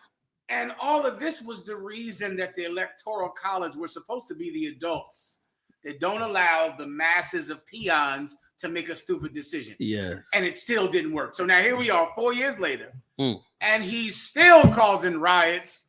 And the best thing they could do is get him on for paying some stripper off. Some silly charge that is not going to make anybody say, well, damn, he's wrong. It's going to be looked at like this is a stupid thing to arrest someone over paying off a stripper. It's going to look like everybody is paying off strippers. Why are you arresting him for that? They can't even get him on any of the things he did in public, did all the time, which was the point of the Electoral College. And why did they even have it? Right. Like, what's the point of that thing if you're not going to step in and say you're trying to put a reality show host as in the presidency? Right. They were supposed to stop it there. We can't let you do that. Right. That was supposed to be the point. Right. Vince McMahon, Bruce Willis is now, you want to make Die Hard 3 the president, which is not as bad as what they did. Right. They made a reality show host. The president, the Electoral College set up there and confirmed the whole thing. What was the point of all of this Electoral College nonsense? When it all didn't the even, time.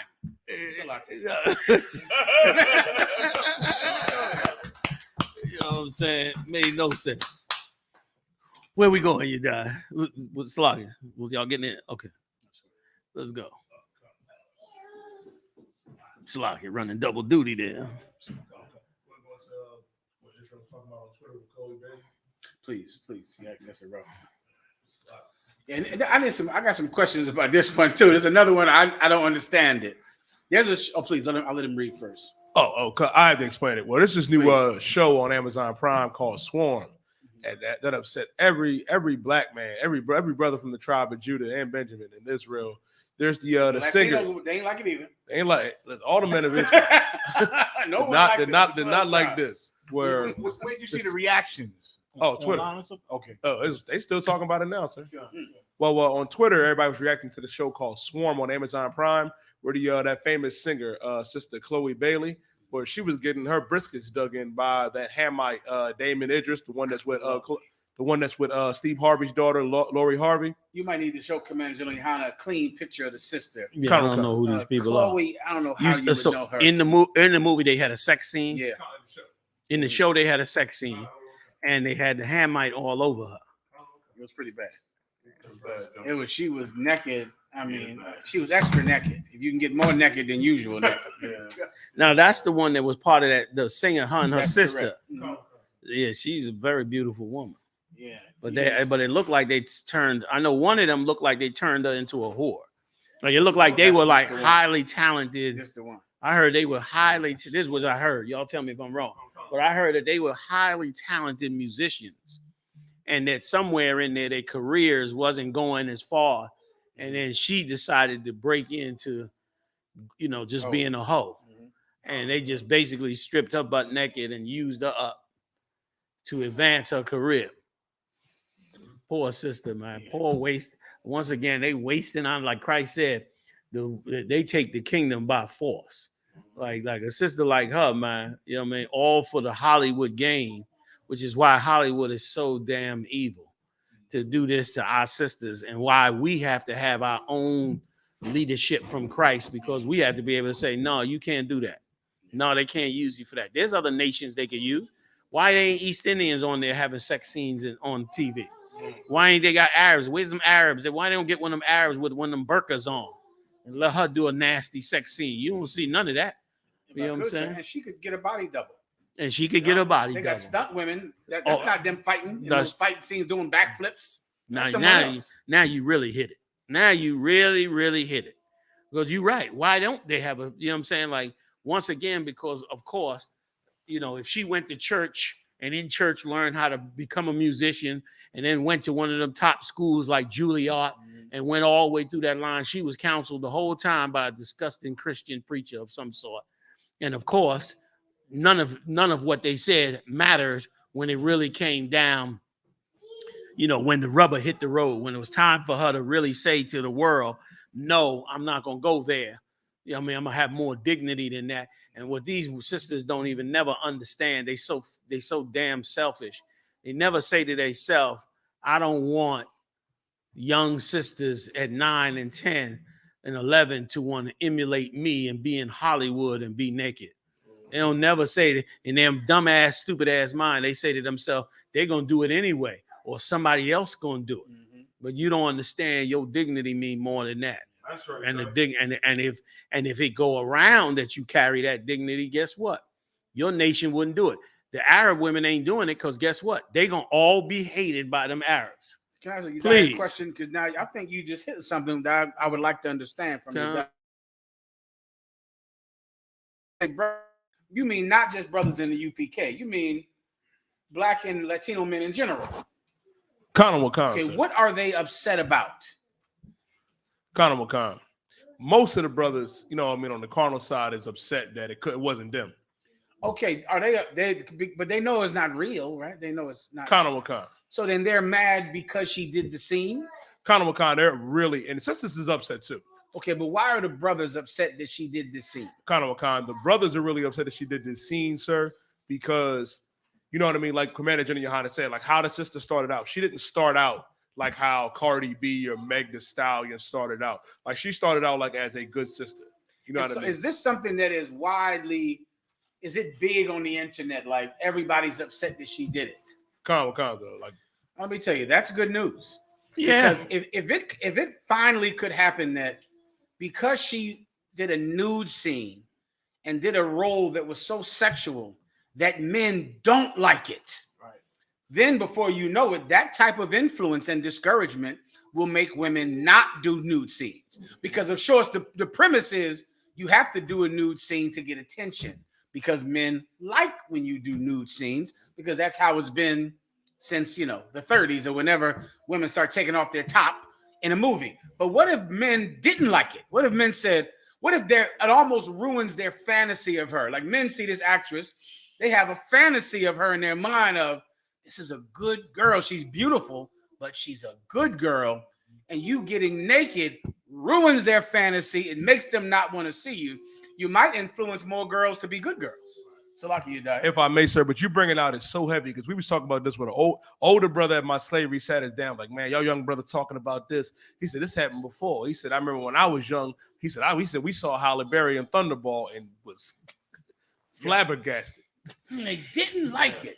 See, that's something in there. But it is. Please. If I could. The only problem with it is it's don't go far enough. And here's what I mean. They're angry that she's doing it with a heathen. Once again, it show you that the real spirit in Black and Latino men is that you love your nation. That you like every other nation. You care about your nation. All this love everybody liberal talk BS. It ain't even real. Because if she had done that scene with a brother, okay, their reaction wouldn't have been this bad, right or wrong. You die.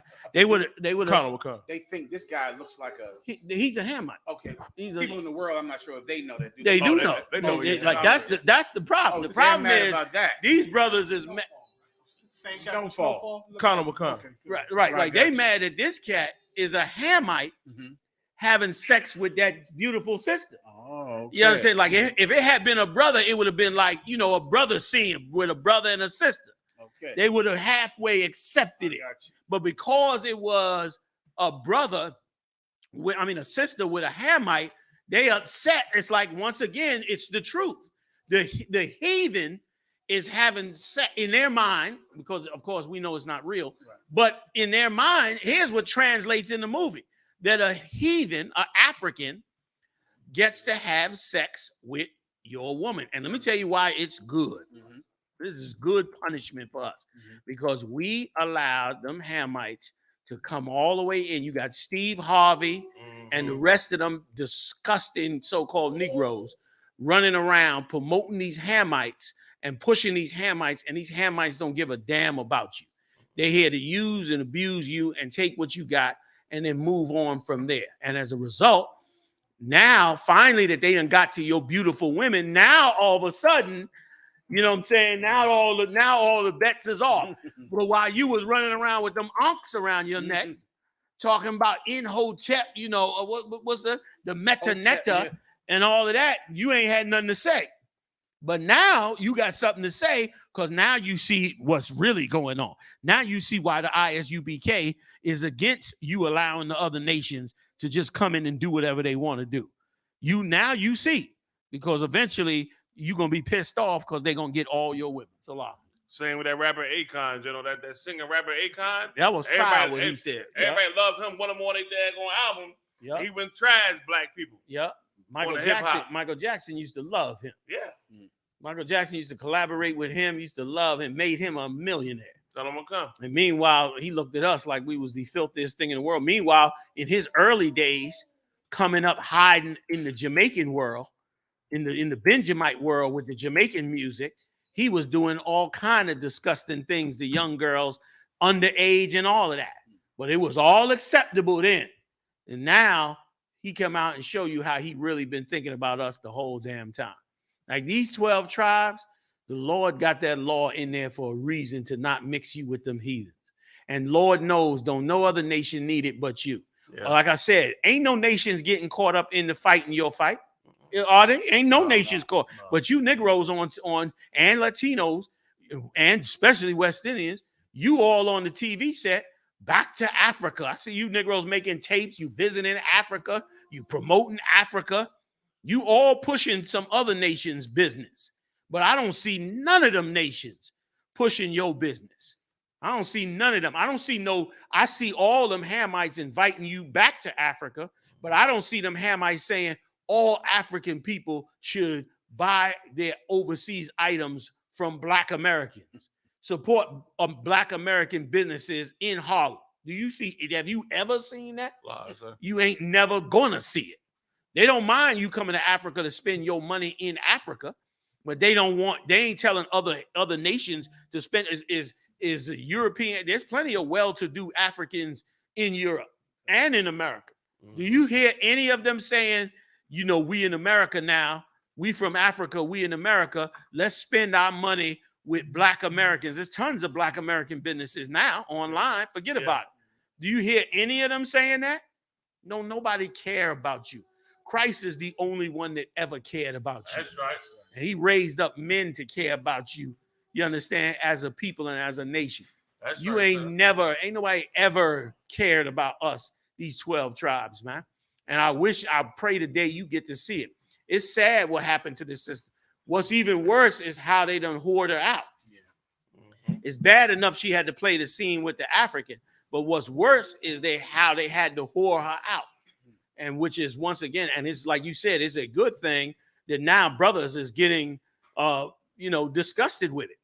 It's about time you get disgusted with it. It's about time that brothers see all the wonderful benefits of having a sister that is walking righteously with them. That time we tried that time a few times under different nations. We tried it in the 70s under the Africans with the dashiki, tried to be pro-black, failed. We tried it under the Muslims, trying to put the Arab clothes on and put the women in that failed. But now we got the truth. Now we got our full identity. And as we grow and begin to realize how beneficial it is for us to have a wonderful sister that will not whore herself out, that do not want to sleep around. Listen, it's going to be amazing and a blessing for us as a people, and it'll stop so much of this nonsense. The Lord going to destroy all of these zones. This stuff that Hollywood doing to our artists and musicians, once again, they even, in that same movie, they talked about how they put so much money into getting musicians to push the idea of getting high, to make songs about getting high. They paid musicians to make songs about getting high. All of that they did before. So what you saying, I see what you're saying, is so right. It's right that we hate the idea of it. And sisters hating it too, oh, that's good. That's good. Because, brother, I don't know if y'all was around. I know y'all generals up here. No, I don't know if all the young cats know. But, brother, it was not too long ago that the Hamites, the black women was acting like they was finally getting a real black man. You remember that? Oh, yeah. It was a time where you go to the club and they didn't want you. They wanted, a gorilla. Salaki. I know you know. I get clipped every week. So what the hell? I'll get it right eventually. Your diet working on it with me. You're gonna give me that list. Give me that list, you diet. I can learn what not to say on these social media. Them sisters ran out there and was acting like, they had the greatest thing in the world till the damn Nigerian swindle man came. The Nigerian swindler came, took every quarter they had. He was right, Prince of Zamunda. The Prince of Zamunda showed up and cleaned them credit cards, brother, down to they wasn't worth the plastic they was printed on. He got finished. Like, we got to care about us. You understand? Like, we made America great.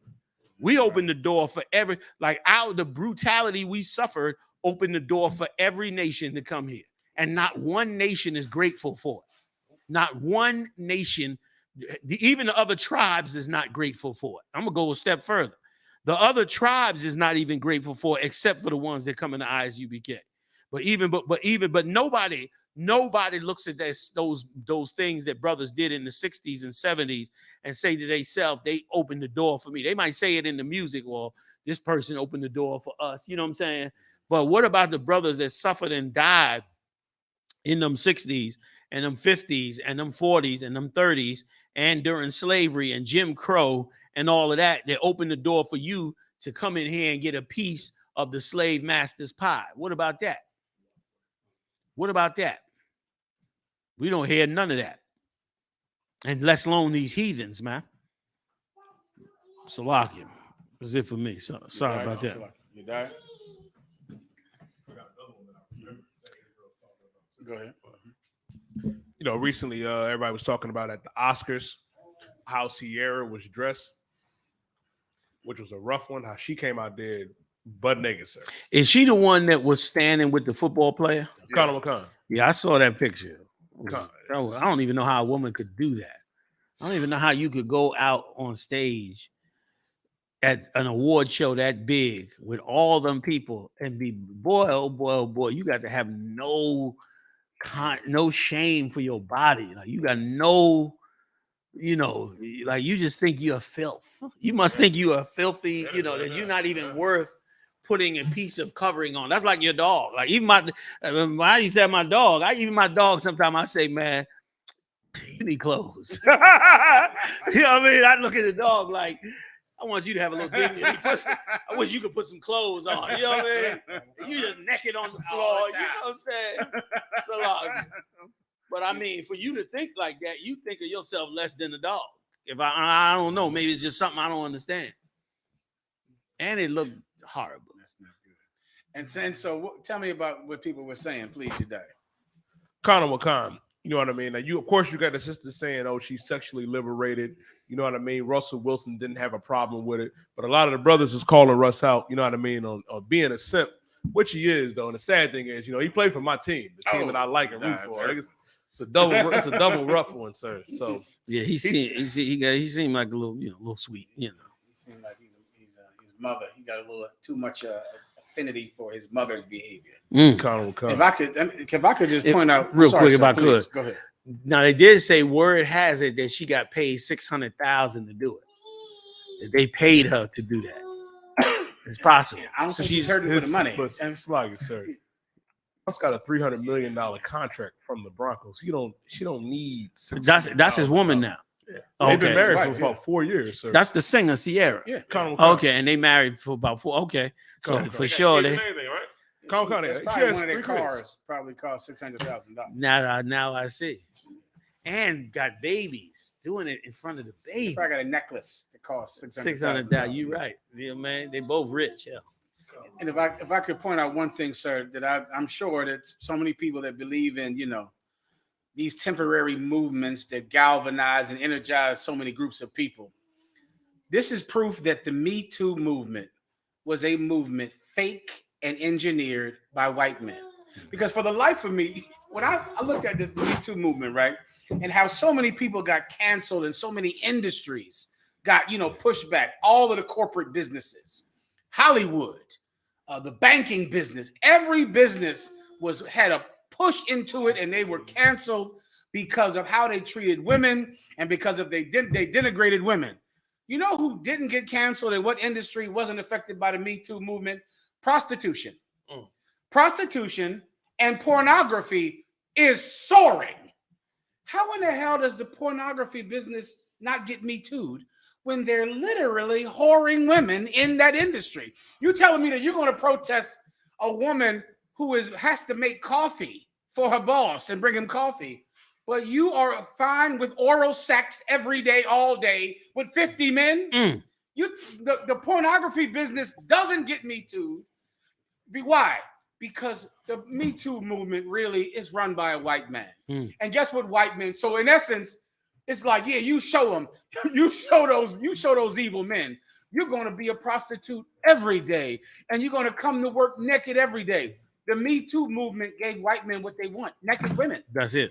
White men want you naked. And so in essence, the Me Too movement is you are always going to be naked and get paid to be naked. And we're not going to shame you anymore by calling you a slut. Now you're a sex worker. You're going to do more sexual work.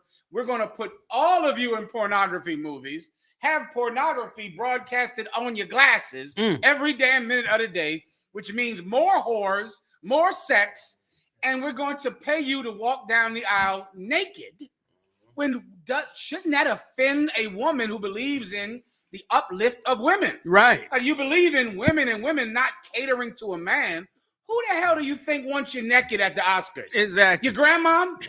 Men want to see your naked butt. Right. So how do you consider yourself a liberated woman if you're just doing what men want you to do. Like, so this is liberation, walking down the street naked so I can look at you. That's the success. Boy, you I for the life of me, I want to understand it. And that isn't this what men want? Like, don't men want naked women everywhere and pornography spilling out your eyes, spilling out your phone, on your computer, new whores, naked women everywhere? How is this? Isn't this a male toxic masculinity utopia? Like, don't we have heaven for dirty ass men?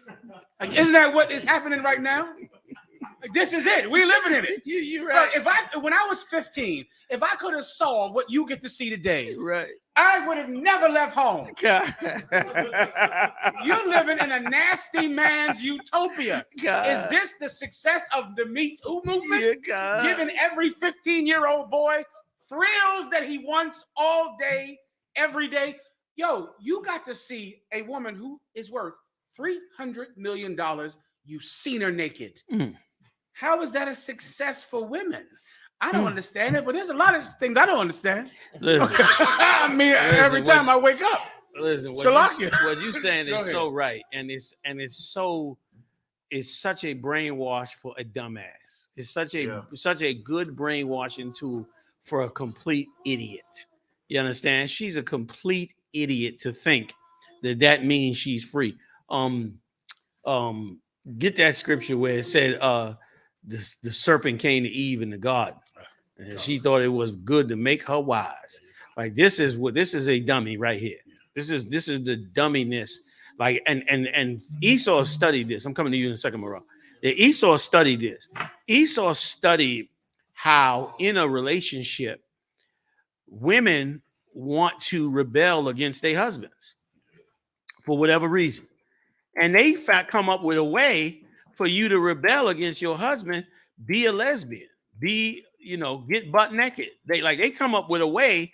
And in these women's stupid mind, in your dumb mind, you thinking that means you now free, you now liberated, when in fact you're really being used.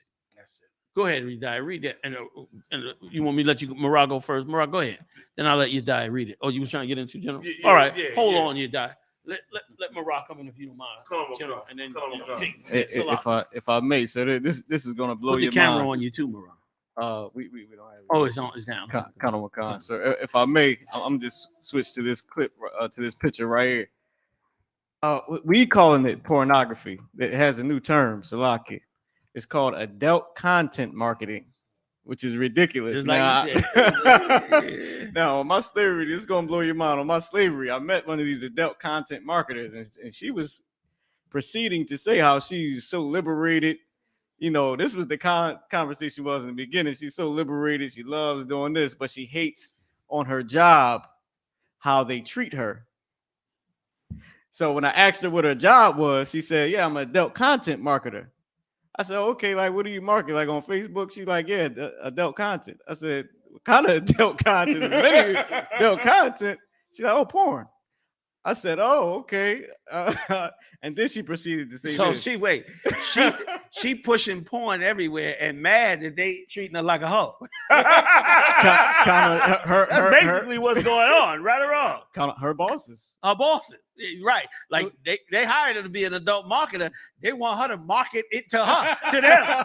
Like just like Muhammad was saying, like, we want you to hold more. Like, just pushing the porn ain't enough. Yeah. Come in here and push, act it out. You know what I mean? Like, sell. Go ahead, Salakia. Who's the best to sell, homie? Oh, right. You know what I'm saying? They hired her because she is this, and she's gonna be good. Yes, like, she gonna push porn, but want dignity. So Salakia. Which brings me to the next point. Now, this, sir, is gonna blow your mind. She said, "Yeah, I be so tired from work that, when I be going on dates, they just think they supposed to get it. You ain't just supposed to get it. I'm tired. So I'm supposed to hold your hand and give you a kiss." after all the adult content marketing you have done during the week. She's more than the content. Yeah, she was marketing. You know what I'm thinking, okay, she is hard. She don't want to be just one of them, but she's not a pusher. But she is doing the job. She out there knocking on the door. She market until she can't walk. She gotta take it for Advil. She go on date for break. She need a break, so she go on a date. Right. She, damn near the date probably give her some boundary. Yeah. Because everybody else is like, you know, why go on a date? Let's just market, sell. You know what I'm saying? The date, she feel like she got a little structure. Yeah, you know what I mean? Like you want to be a hoe, and then you want somebody to sit down and have a decent meal with you and treat you like a normal damn person.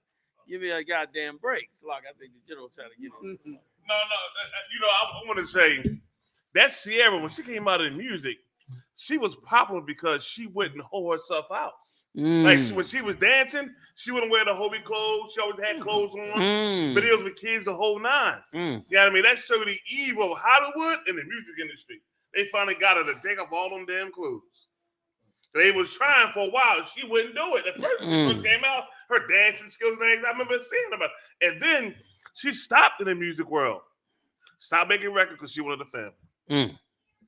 Oh man, and listen, and this, if I could, sorry y'all, I want to say this. I'm talking to all my older sisters, all my 40 and over sisters out there. Let me tell you something. You are beautiful, man. Damn you right. are beautiful at 40, 50, 60. You beautiful as hell. Okay. If I didn't have this job, You market that. Can't go to work. Miss a week of work. Listen, Muhammad, I know how to push the truth. But if I wasn't pushing the truth, I know how to market too. You understand? Like, you sisters are beautiful, man. You turn 40, man. Don't let Satan make you bring down your self-esteem. And brothers, listen, I'm giving you an order. This comes from the Lord. Husbands, love your wives. Right.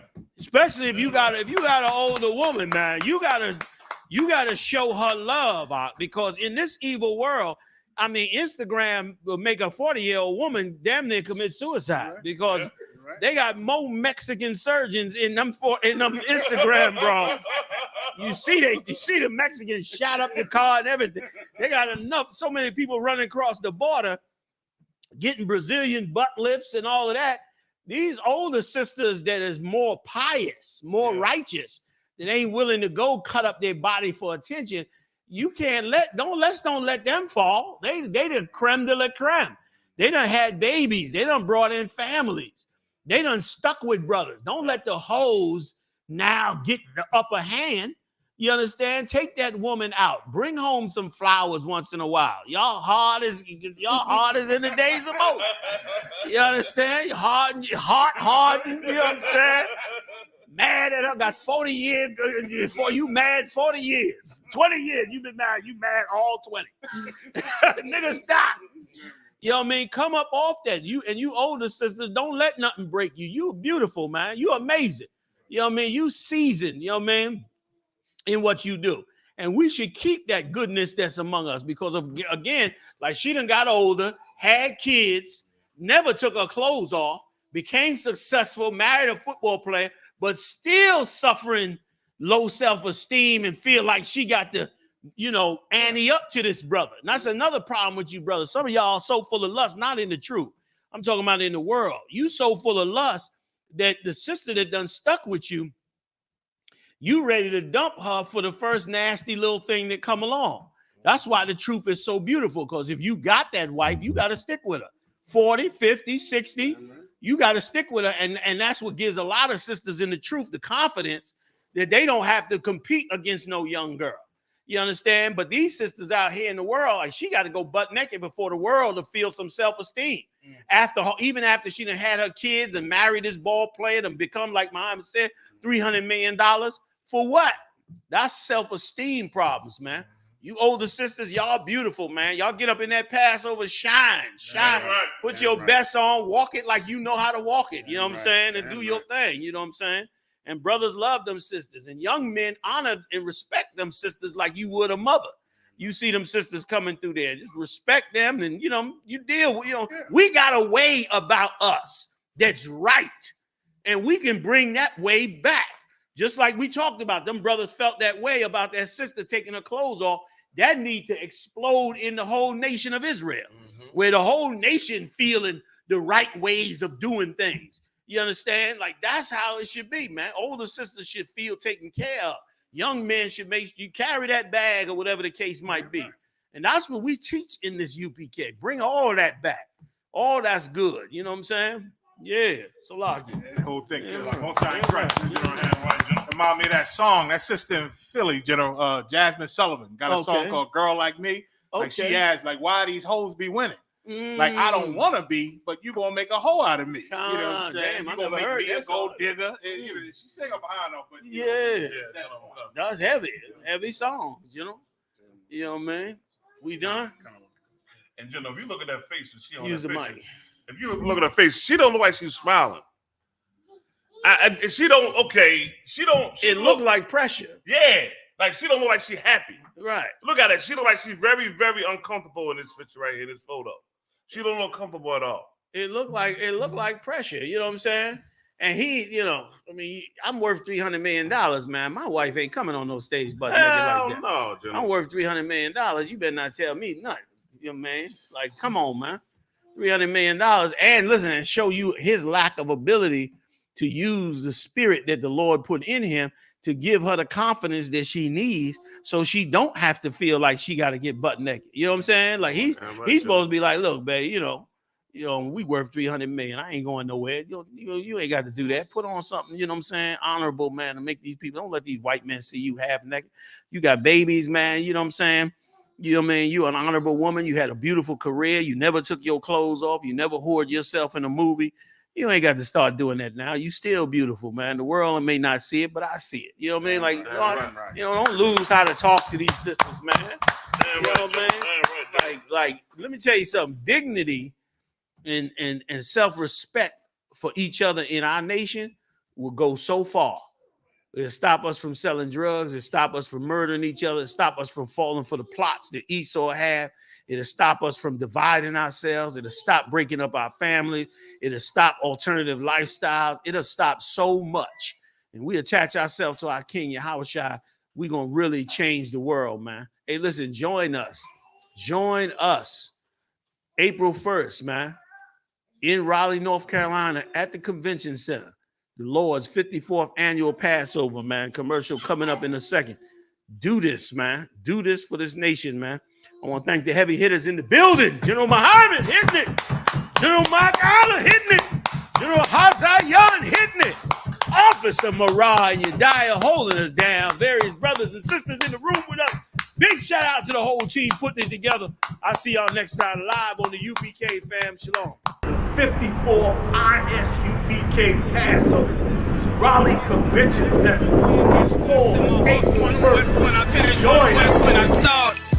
Big shine, big glow. I be gone till November, let my bitch know.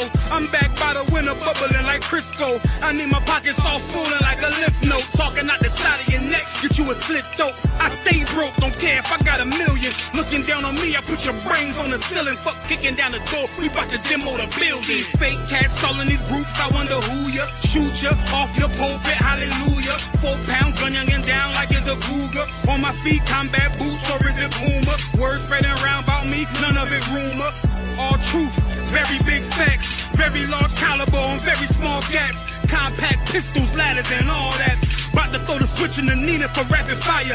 Got the 5.7 equipped with the magnifier. Boom shakalaka equipped with the rim rocker. We ain't really got beef, yeah, Ramak would have been shot you. The best rhymer since Pac and Big Papa. Big llama, big juice, I'm Big Jamba. Quarter tank of gas, I'm out of Big Papa. My shot, it was falling from the wall. He did the right thing, because he stood up with the Most High, and he was standing up with the Most High. He parted the Red Sea, and the entire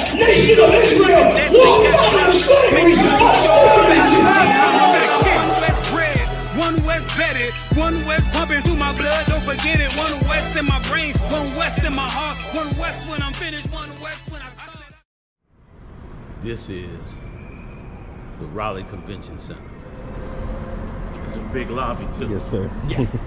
Convention Center, taking it to the next level, worldwide. Yes, sir. So these are the two escalators. Yeah. Yes, sir. Yep. It's two here. Coming So up. we'll be A and B. Right? Right. So A and B. So we'll have from here to the back there. So Coming up. restroom. So A and B. Yeah. Okay. Okay. Yeah. So from here, I believe. They said that corner, that corner, that. Huh? From there, we're all the way down. Hey, let me tell y'all something, brothers and sisters. Okay, I want you to understand. I want you to understand something, and why this is so important. Because when Satan tried to overthrow the truth, it was but a handful, and I mean a small handful of brothers that came together. Big shout out to General Muhammad, General Maya, General Haas, General Shalmar, General Kathum Gabon, and General Q, and all the captains and soldiers that came through, and all the beautiful sisters. It was just a handful of brothers. And Satan thought to overthrow this truth, which is why we've been coming together for 54 years to promote this truth, and why you got to be here, why I want you here. I'm just telling you straight up. You know what I'm saying? This ain't even a promotion. This is why I want you here. Take a look at this. Give me a panoramic of this right quick. All the way around.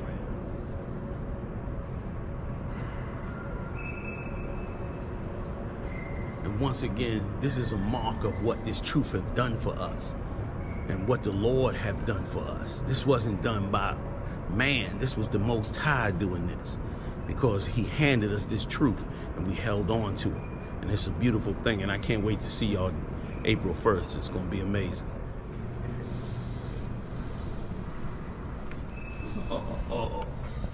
Oh, man. This is just what we need. And I see why they said that we needed that level of sound.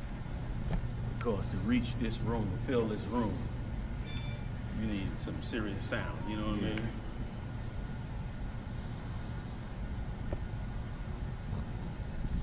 So, yeah, right here. Let me see if there. Anybody in here? Good. Appreciate it. Yep. So this would be the male dressing room. Male dressing room. Okay. All right. Oh, it's nice size too. Okay. Yeah. All right, fam. This is a perfect male dressing room. You got bathrooms over here, showers. Turn around. You can take a look at that. I'll get in here and get set up. So do exactly what you need to do. You know what I mean? And once again, it's deserving of the brothers who have been so strong to hold us down for you to be just as strong and join them April 1st. It's an amazing thing. That's it. All right.